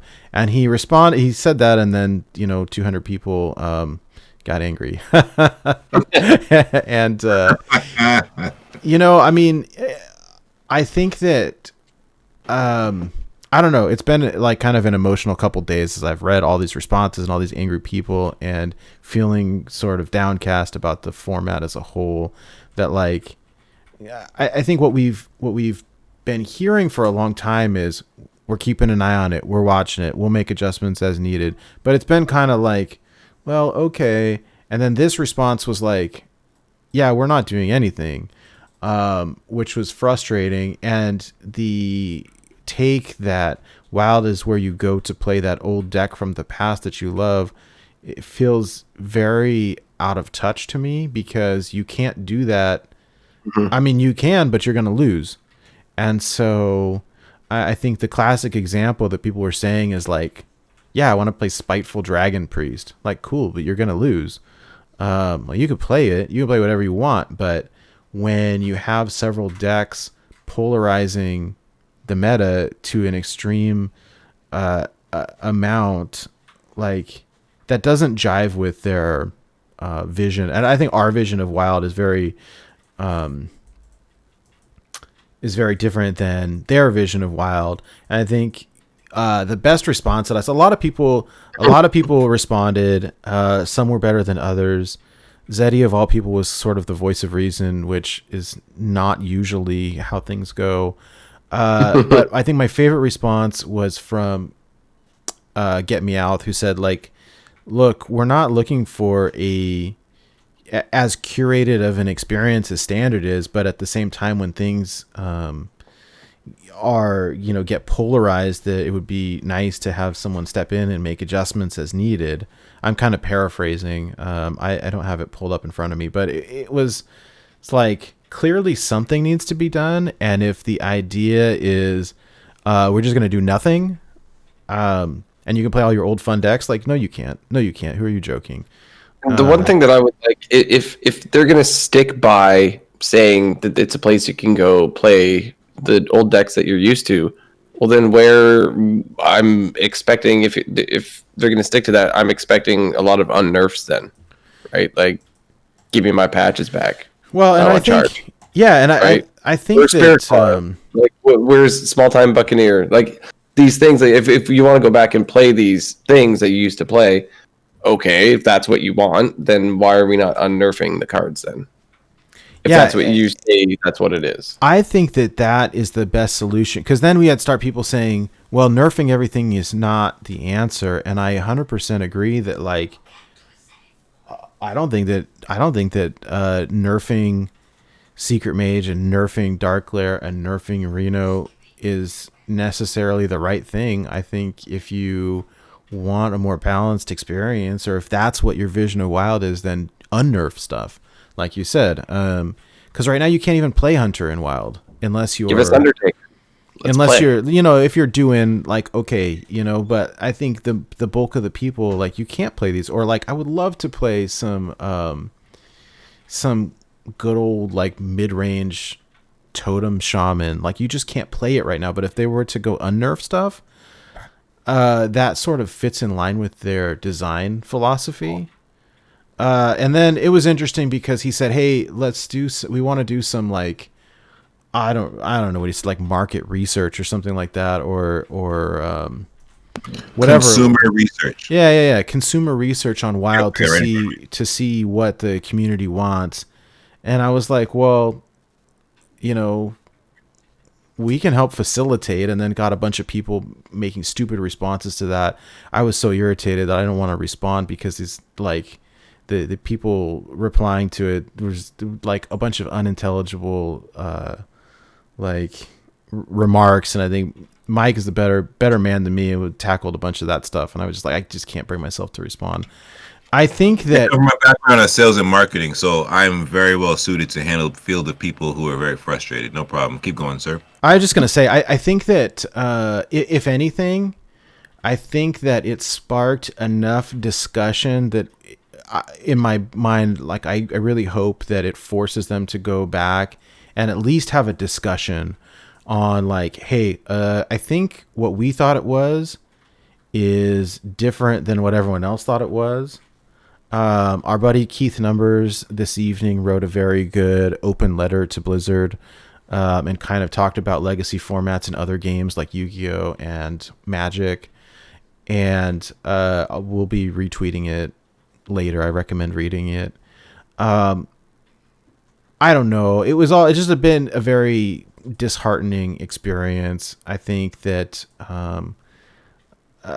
we saw a lot of hostility, a lot of emotions, a lot of people now So over the year, like they've been saying nothing, nothing, nothing. And this was a pretty definitive, like, at least what it felt like to a lot of people was, hey, you don't care about us. And the response I've seen from people like our friend Ben from work, like, okay, well then I'm done. And Blue Train going to go play Runeterra. And, I think Wildcard also same thing. Like, well, I guess I'll play a little bit casually, but I'm going to go play my other games instead. And I'm not going to try to hit Legend anymore. Cause like, why, what's the point? And it's just very disheartening, especially when we spend a lot of time and energy and money on the game. And then the feeling is like, well, we don't really care about you, or we don't want to curate your format. I don't think we're asking for a lot. You said, hey, do you guys want this to be standard 2.0 where we're regularly curating it, where we're nerfing 10 or 15 cards every set? We're like, no, I don't think we want that. But at the same time, like doing nothing is not the right response either. So I don't know. My hope is that this was enough to force them to have a conversation. I would hope that they would interact with the community to find out, what the community as a whole wants, and like not me and not you, but like the community as a whole and how they choose to do that. I don't know. So I don't know. Hydra, what do you think? Yeah, like I was saying, I don't think that the answer to your not real question, as he so nicely stated, it isn't a real answer. I feel like it was some sort of PR answer that he had to give, but I don't think it was really well thought out, because just the blanket statement of, yeah, just go and play your old decks. It's that's what it's supposed to be. Seems extremely out of touch. Yeah, because 100%. You can't do it. Like you really can't, unless we all decide, and never gonna happen, revolution. Nobody plays meta decks, right? Let's all just play fun stuff, right? That's not gonna happen. We could try. We could all just try to He's tripping. We could all try, but it's not happening, right? It's because people want to rank up. Like you said, Nate, you like to see that little orange icon next to your name. The thing is, it's not fun to lose. Like, yeah, I can play whatever I want, but losing is not fun. And so, Yeah, so people are going to play games to win. That's what it's like. People worry what the rank means, right? It basically doesn't really mean a whole lot. Depending if you're top legend, then okay, yeah, now it means something because you're playing against other people that really know the meta, they know their decks. But you could be a top level player and you could just sit at the rank floor having fun. Doesn't mean you're not good at the game.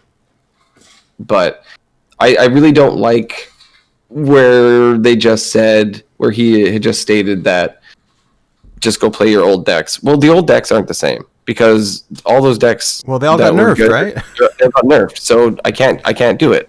Even they don't even exist as they Spiteful got reverted and stuff like that. But there's only a handful of cards that got reverted. Yeah. So, and I know they're planning on doing it going forward. Like that's what's happening. I know Edwin's getting reverted. So hey, Quest Mage, not Quest Mage. Yeah, you can revert that. Or, Quest Rogue, you can revert that. There's plenty of things that if you really want the golden age of those decks you want to play, you got to put them back the way they were. And then what he says, his statement would be accurate, but it is not accurate. The other thing that I do want to bring up that I think, like, poor Swagwart just set him off so hard was that he got triggered. was so this interaction with Wretched Tiller and whatever it's called, that makes them the random attack thing, Hysteria or whatever it's called, right? The comment to Iksar was, hey, can you fix this broken combo right here? This really needs to be fixed. And his comment was, yeah, I thought you wanted a meta shakeup. And it was like, okay, it was a joke, and I'll admit, like, I laughed, but it was like a joke in such bad taste. Yeah. That, like, read the room, okay? Like, you're making a joke at everybody's expense. Like, I thought it was funny in a very cynical and like it's a mean spirited joke. And it was like, yeah, it was. I don't know. I mean, I laughed, and then Gold Daniel comments like Iksar off the top rope, and I thought that was funny. But like it was really in poor taste. It was like, yeah, we don't want broken stuff. And now today we see that, okay, they're going to fix the interaction. So I'm not really sure what to say. It's just been a very frustrating couple of days. Bat, what is your take on all this? I wish on their side that they, because we as you guys said, we don't really ask for a lot, and a little more change could prevent issues like what happened this week from happening, where the entire community goes into a rage and everybody's jamming on their keyboards on Twitter and trying to hurt people and make people feel bad. You don't have to let it get to this point. Just take a little bit of time and consider, we're obviously the minority of the player base, but we're still the players, and most Wild players have been playing the game for, since its inception. That's why we love the format so much. Mm-hmm. And I don't know. It's a very Blizzard thing to do. It's a very Activision thing to do. They've shown history of this, but I don't know. I feel like I always felt like the Hearthstone dev team was a little better than this. That's all. Yeah. That's all. It's just it's disappointing. It's not unexpected for me. It's consistent. That's one thing. It is. It does make it right, but it's consistent with how they've approached the format, I guess. And I don't know. I'm disappointed is the word. I'm hoping that it's a wake up call, a bit, like with the reaction. Hoping, and that's not saying my hope there is realistic, but I'm hoping, because they got a lot of flack for those comments. So I hope so too. The only thing I have to reference this really is the snip complaints, and that took a year. Yeah, An entire year. Like that's a lot of Hearthstone. That's like 3 expansions worth of Hearthstone. That's a lot of Hearthstone to make changes to something so ridiculous. And they didn't even. I mean, you know how the story goes. They didn't really change it. They changed the echo thing slightly, but I don't know. I feel like I'm going through the stages of grief, right? At first I was like in denial, and then I was like really angry and upset, and now I'm just tired. So, and kind of disappointed, and I hope that they do something but don't have a ton of hope for it. I mean, I really hope that they do, because I enjoy this game and I enjoy the format. Mike, what do you think? I think the situation will change. I want to go big picture here from a 10,000 foot view, right? Because I saw Iksar make the comment about shaking the mat up with the Tiller interaction. Mm-hmm. I think since his tweet about consumer research till the point of him tweeting that statement, conversation had happened where at some point something will change, because I don't see him tweeting that if they weren't going to do something at some point.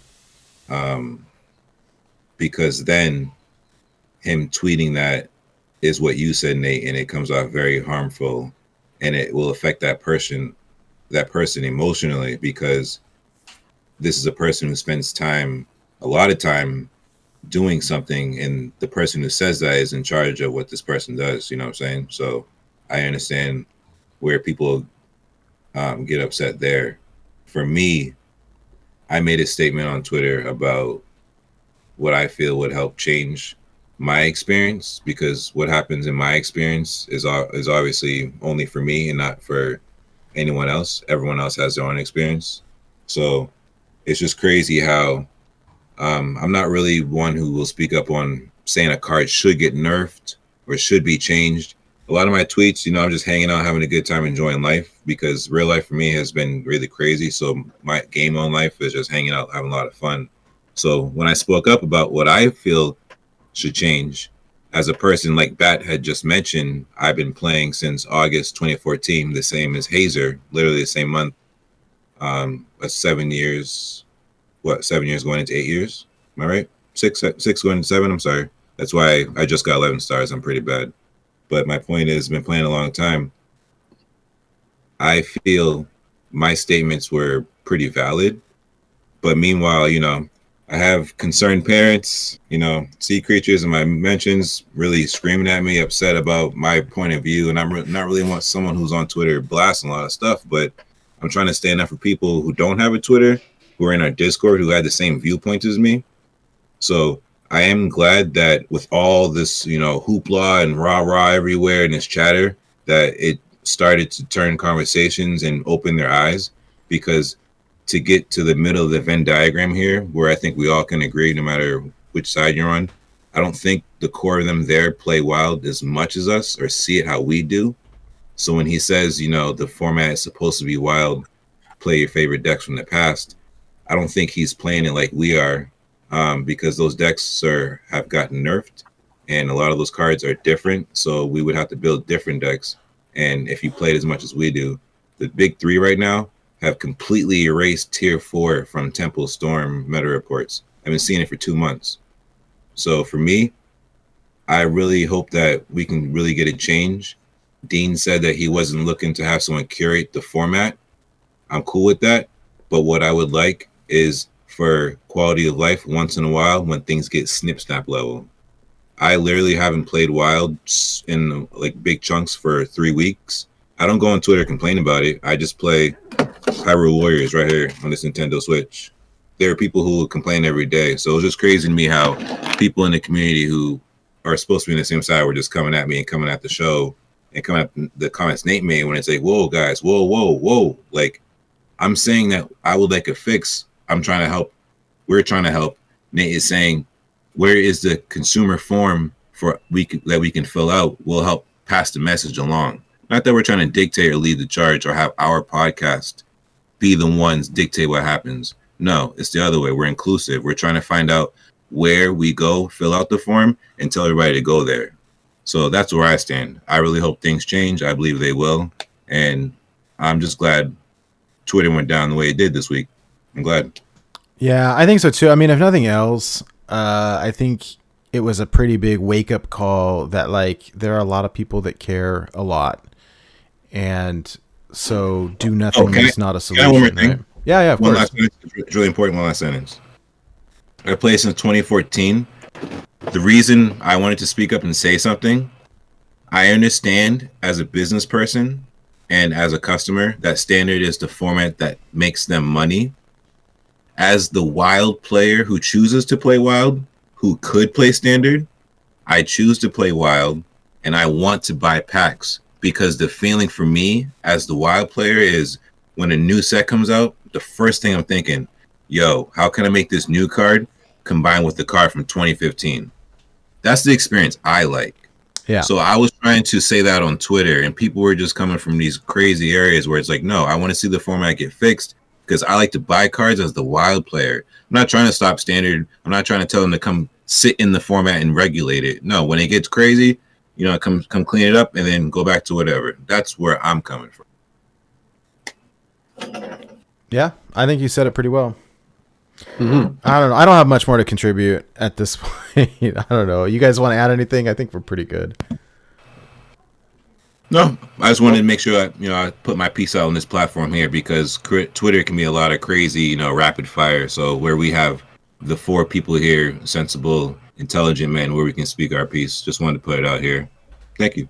I appreciate it. Hey, look, so we've been going for 3.5 hours. That's a long show. We've been going for 2 lately, and so we've been at it a long time. Normally we do a deck of the week. I'm happy to chat about this real quick, but we might want to do something kind of abbreviated just because it's getting long and I want to respect everyone's time. It's early for me because I'm on the West Coast, but you guys over in the East Coast, it's getting pretty late. To fully disclose, I'm working home next week, so I got time. I know in the past I've been the guy who's been like working mornings, crazy hours, but I got time tonight. How you feeling, Bat? I'm good. All right. Well, let's look at this. Let's look at this deck then. I apologize. I thought I had it up here. Give me 2 seconds. Let me pull it up here. Yeah, I mean, we don't need to go forever on it, but I do like it that it's not one of the top 3. So it's definitely something different. Okay, so here it is. We've got all right, BATT MASILE's Jade Druid here. So for the folks listening to the audio version of this, I'm just going to go through real quick and read the deck list.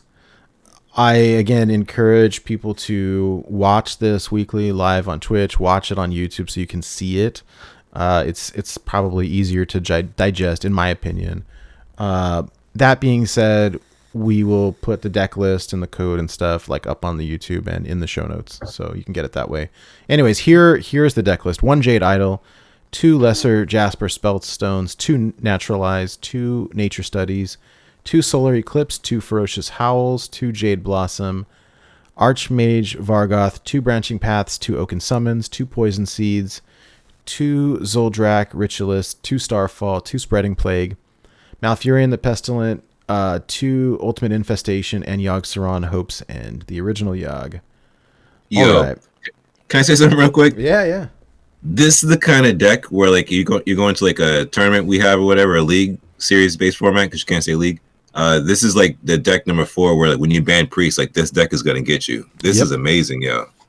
Yes. Mm-hmm. Yeah, it's really good. It seems, I mean, I don't know, and frankly, Druid can armor up more than Odd Warrior at this point.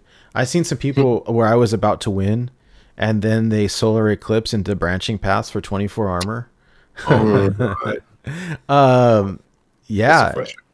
So, Bat, what is your take on this deck, or what is, like, I don't know, tell us a little bit about it.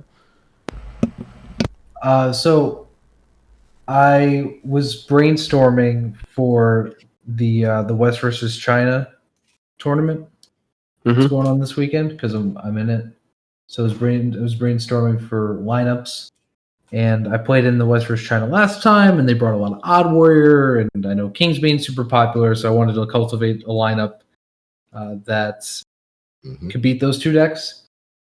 So I haven't played Jade Druid in God knows how long. So I was like, well, Jade Druid seems like it could be really good because it can armor up. It's got some decent removal early game, and it's got Spreading Plague. So let's give it a shot. So I kind of just built this shell and took it to ladder just so I can get a feel for the deck. And then it just went 37-14. Nice. Wow. Yeah. In 2 days.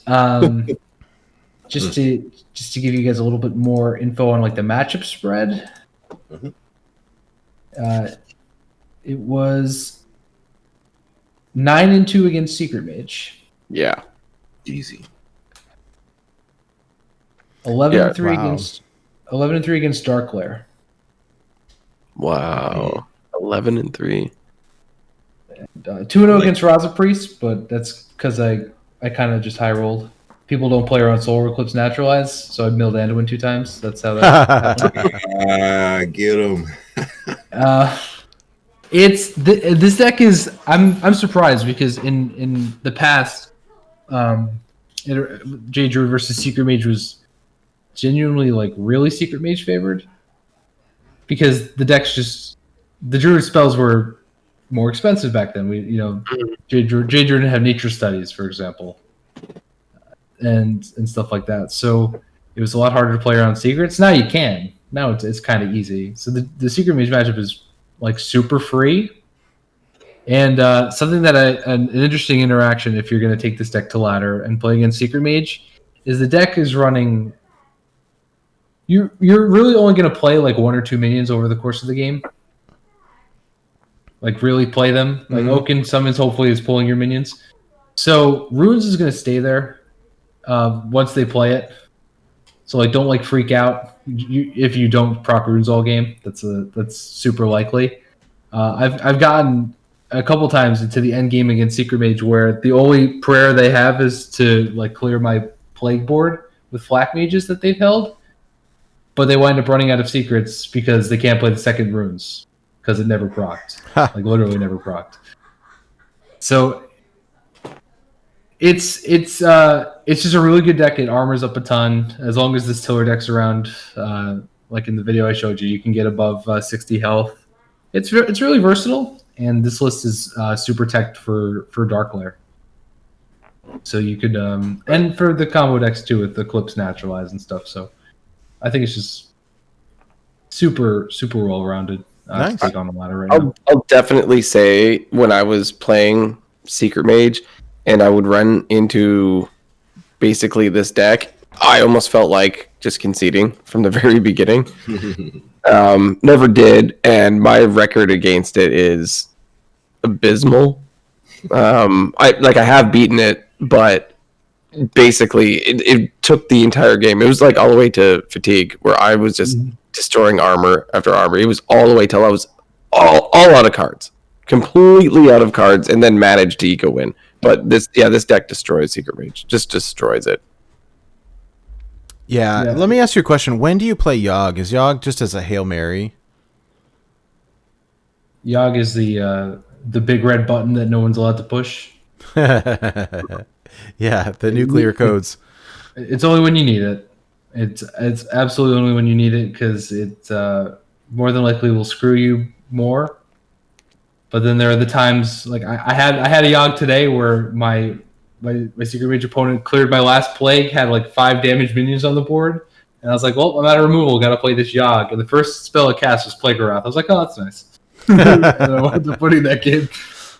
But that's only what it's for. It's for when you've the Secret Mage has actually solved all of your removal, or in the rare games you brick and the removal's at the bottom of your deck because you only get to cast like 1 UI or something. Yeah, okay. Stuff like that. The deck looks solid. That reminds me, do you want to...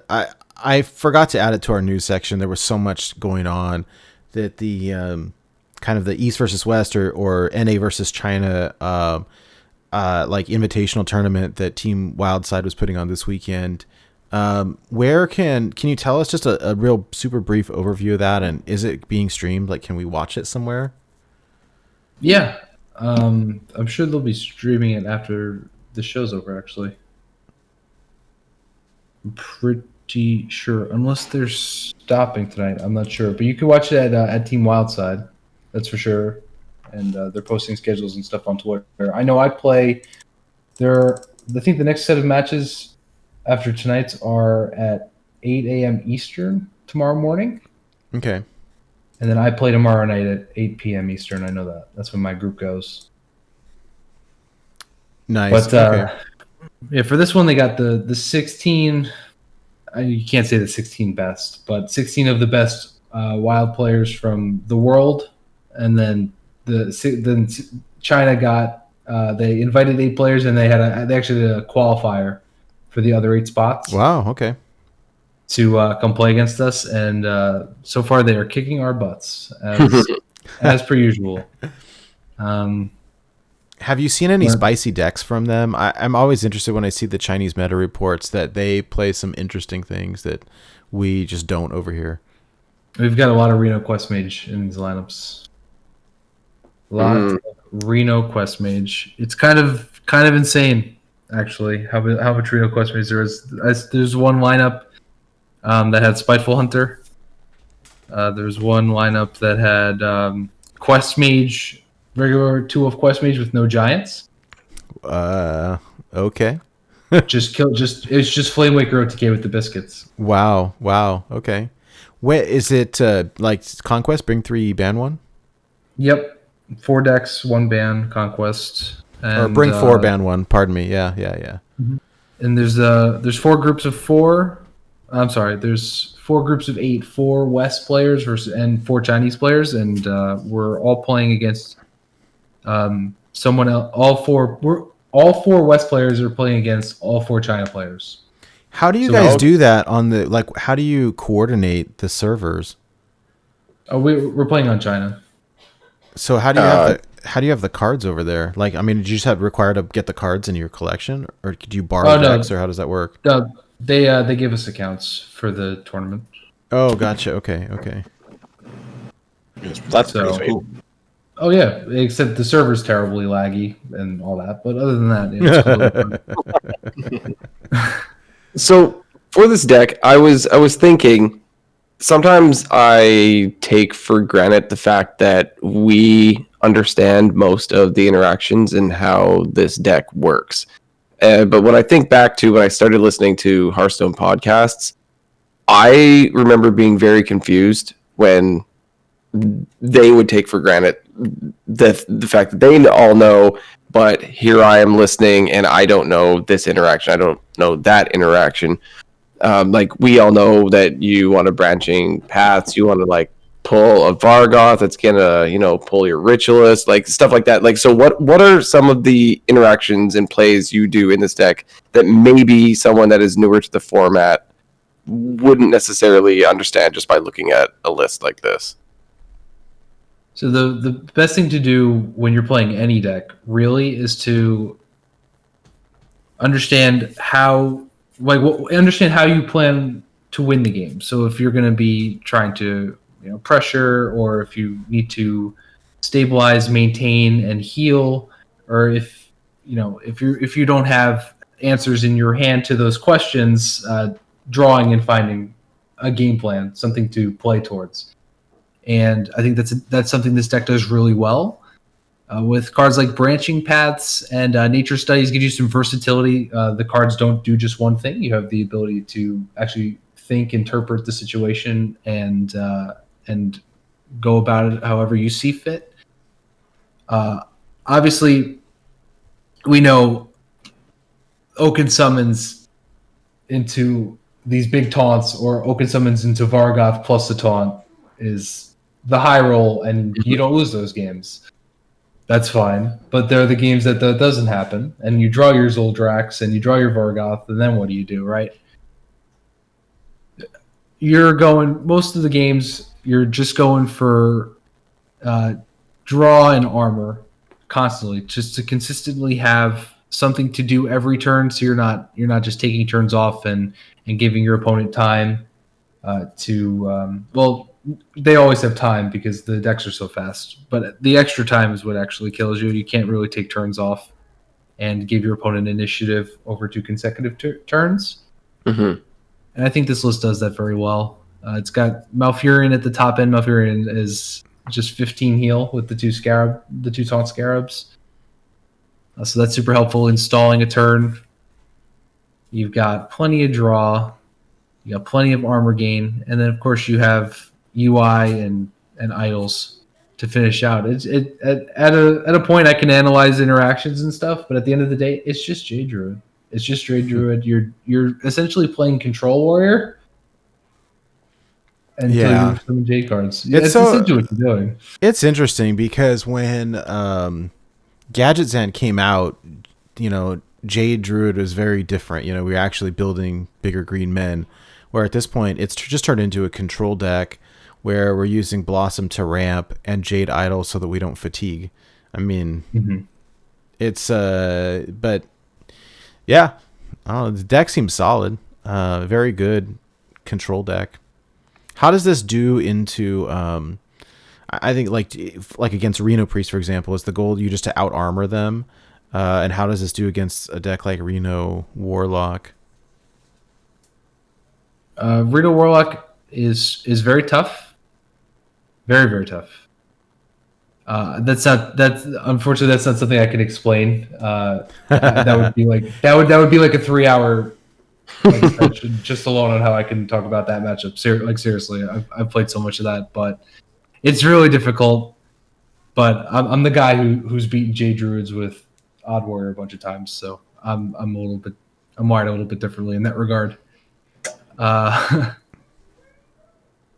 Reno Priest, it's naturalized, and Solar Eclipse is such an underrated interaction because we've been conditioned forever as if you're a control player. Okay, if I'm gonna get milled, it's gonna be I have to have 2 hand spaces and then I'll mill 1, or I'll have 7 cards in hand. I'll have 3 hand spaces and I shouldn't get milled a card.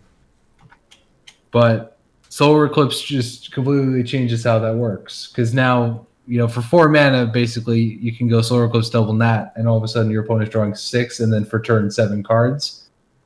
And most of the time, especially like Reno Priest, you can't clear your hand that much. A lot of your cards are either removal that's super specific, or cards that replace themselves. It's hard to empty your hand to mill that much. Eventually, you're just gonna get to mill a card. And like I said, I've only in the past 2 days I've only seen Reno Priest twice, and I was able to mill Anduin with Eclipse Nat both times. So maybe I'm just a high rolling sleaze bag, or maybe Solar Eclipse Naturalize is actually the nuts. So I don't know. I mean, it seems pretty solid and dirty to me. I like it. Yeah, I don't know. It seems solid. And there's some good combos. I mean, for a full board clear, you can eat Poison Seeds, Starfall. You can Poison Seeds, Spreading Plague. Both seem pretty good. There are a couple of flex spots in here too. Of course, like you don't have to play Yogg.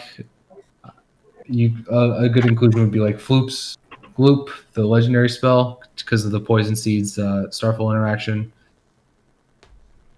I saw some people running the new Ysera in it that shuffles in all those random dragon dreams or whatever they're called. Yeah, I actually had that in for a decent amount of the sample size from the past 2 days. But then I realized, I was like, what games am I losing? I'm losing the games against... If I lose to... The 2 times I lost to Secret Mage, I bricked because I had Yogg, Ysera, and a minion in my hand. And I was like, well, these cards do nothing against these board of 4/4s. And I was like, well, Ysera... The dragon portals never mattered. Even when Ysera did resolve, which was rare, the portals didn't do much. Yeah. Because the format's too fast. And this deck's not playing like Overgrowth and stuff to like get to Ysera on like 5 and 6 when Ysera is actually impactful. So I decided to skip it for this list. Like I have a couple things I want to try. Like Fungal Fortunes is something I definitely want to try because there are really no minions in here. There's like a bunch of stuff I still want to try. I'm going to be refining it a bunch over the coming days. Sweet. I'm sure. Oh yeah, I'm sure.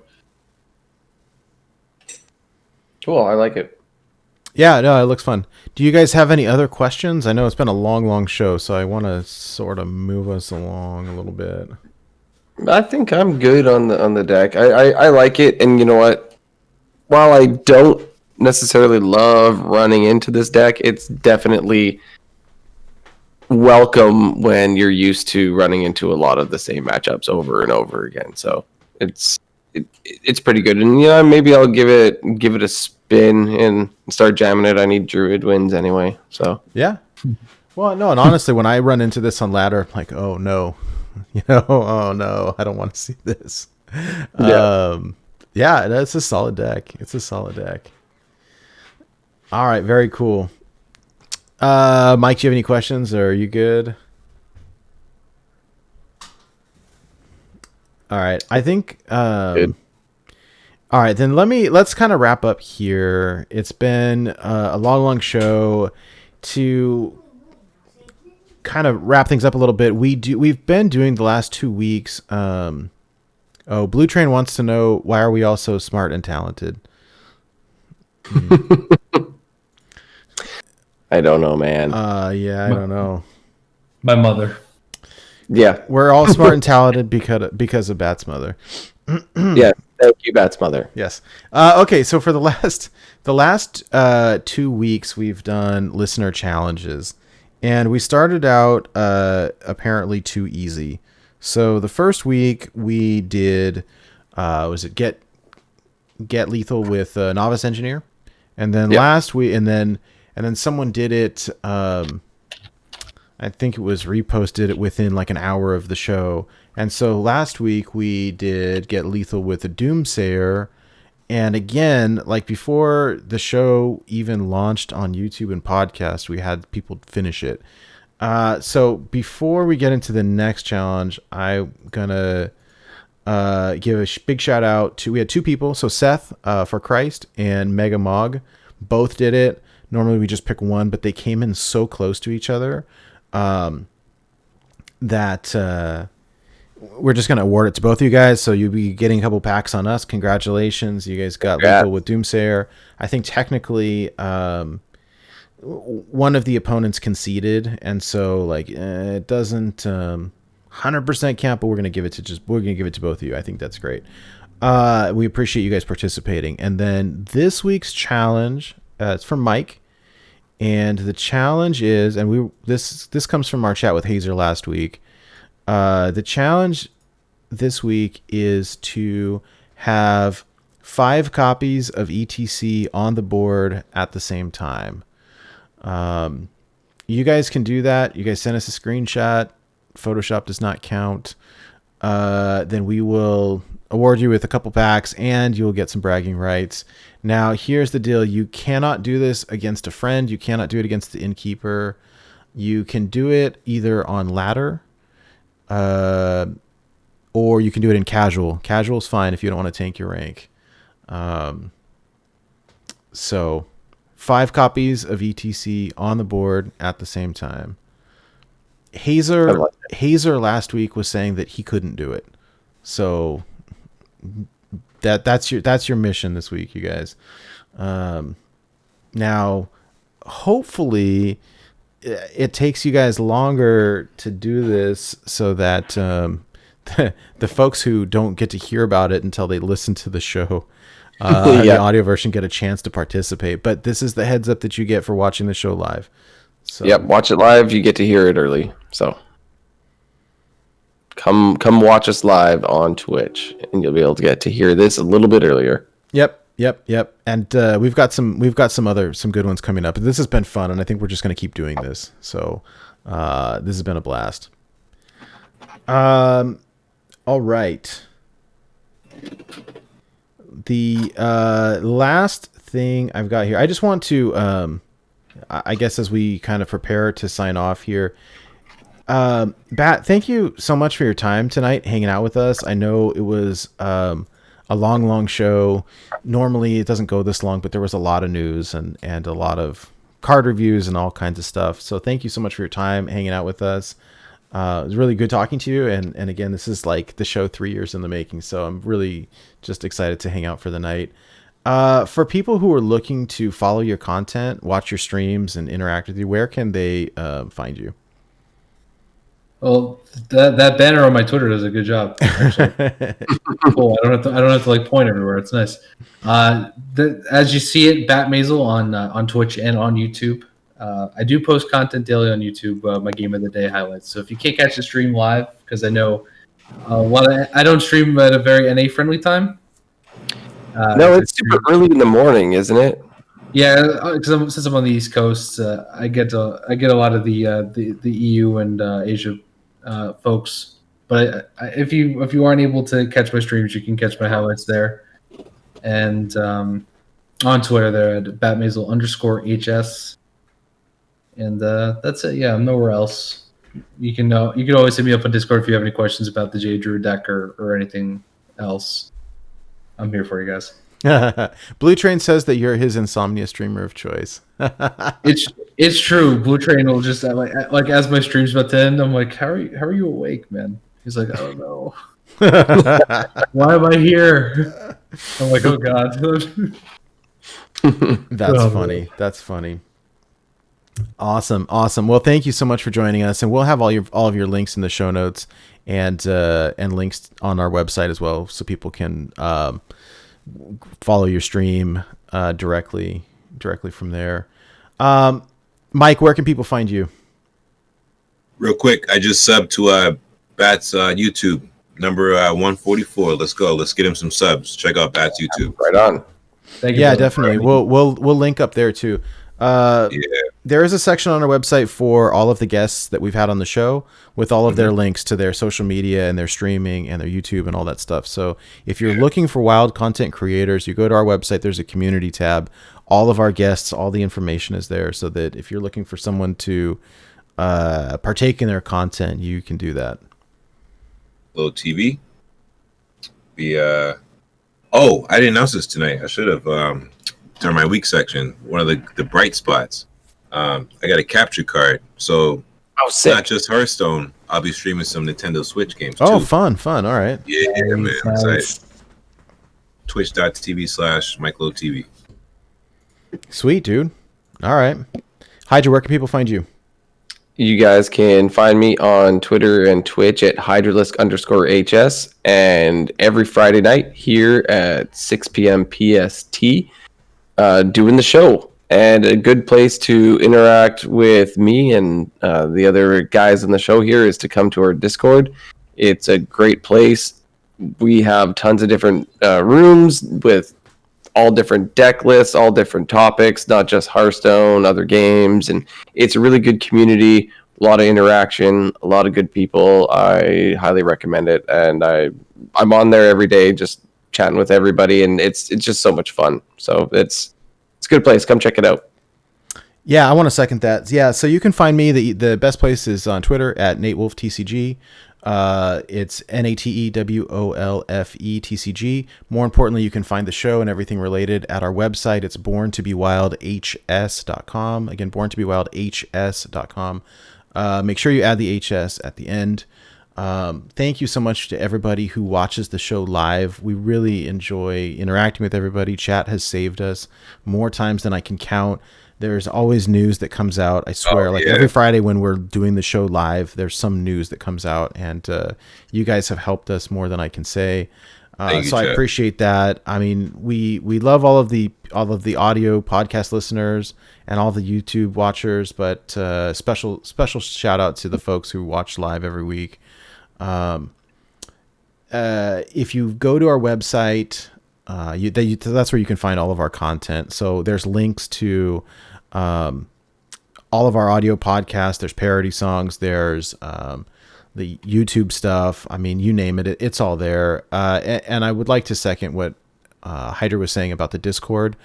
We've got a very large community, very interactive, especially this week. It's just been like off the rails, people interacting left and right. We've got deck lists, we've got strategy, we've got videos, we've got conversation, the whole deal. And it's been an absolute blast. You can find the three of us on there pretty much all the time. And so if you're looking to interact, that is a great place.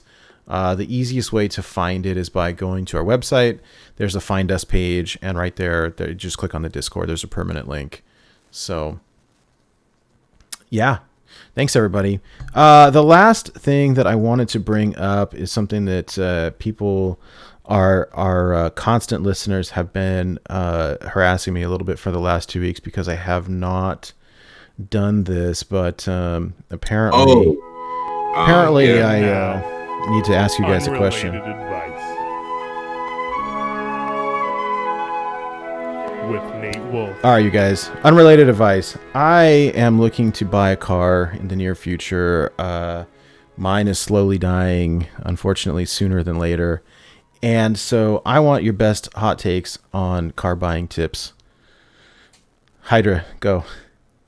Do not buy a car from a used car salesman. Unrelated. That is my biggest hot take, because they will try to. I'm not saying they're all sleazy, but I'm telling you, I got my truck from one, and they tried anything and everything to get extra money out of me. They lie to you about what your loan has been approved for. It was an absolutely horrible experience. I still went with it because it was, like, at the time, a good option. Paid that truck off. I'm so glad I'm done with it. It was a big mess. The guy would call and ask for more money beyond my payments that I was making, and like it was just an absolute disaster. Don't do that. Don't do that, Nate. I thought go to the real dealership. I thought people in Canada were supposed to be nice. Yeah, they're really nice. I'm like, I can't. I'm not giving you the whole balance that's left right now. And he's like, oh, no, I'll take a couple $100 off the top. I'd really appreciate it. I'm like, no, I pay $500 a month. Leave me alone. When I'm done, I'm done. Right? Wow. So, Wow. oh, yeah. Wow. Yeah. This guy would this month it would really help me out, and the guy wouldn't leave me alone. So, just go to a dealership, Nate. Do not go to a used car salesman. Wow. All right. That is my All right. advice. Bat, what about you? You got any good advice? Yeah, go to a real dealership. That's always nice. Go for a certified pre-owned. You can negotiate like a kind of extended warranties on those when they have the certified pre-owned tag. Plus, it's so much. It's such a good, safe option. They'll guarantee you a bunch of stuff just to make sure you actually buy. And that's what I did with my car. I've had my car for 4 years. I bought it right off a lease, and I've had no issues. Nice. So, all right, Mike. What about you? Sorry, I didn't. The oven's on. Smoke alarm was about to go off. I just saved the day. But yeah, I came in. I heard Bat using words like extended warranty and big smart things like that. So he was probably right. So I agree with him. But also with Hydra, the point he said, because I got screwed by a used car guy before. Yeah, those guys are really sweaty. They're just really trying to get some money. Hydra said he won't call all of them sleazy. A lot of the ones I come across and know and see, yeah, they sleazy, man. So just make sure you go to I would go to a dealership, you know what I'm saying? Get something new. Make sure, if things go wrong, you can bring it there, get fixed up, get free oil changes, all that. Avoid those used car guys. I was thinking about it. That new warrior weapon, the one that has the wheel that Mike was talking about earlier, the wheel that fell off, that wheel right there, that came from a used car dealership. It fell off of one of those cars. Do not buy your car from a used car dealership. I bet you it's Bob's brother. Bob's got the tavern, the brother's got a dealership. They got a whole family. They're all running stuff. Probably cousins with Silas. They got a circus, man. It's a whole organization. Let me stop. Oh God, love it, guys. Wiser words were never spoken. You heard that on Born to Be Wild.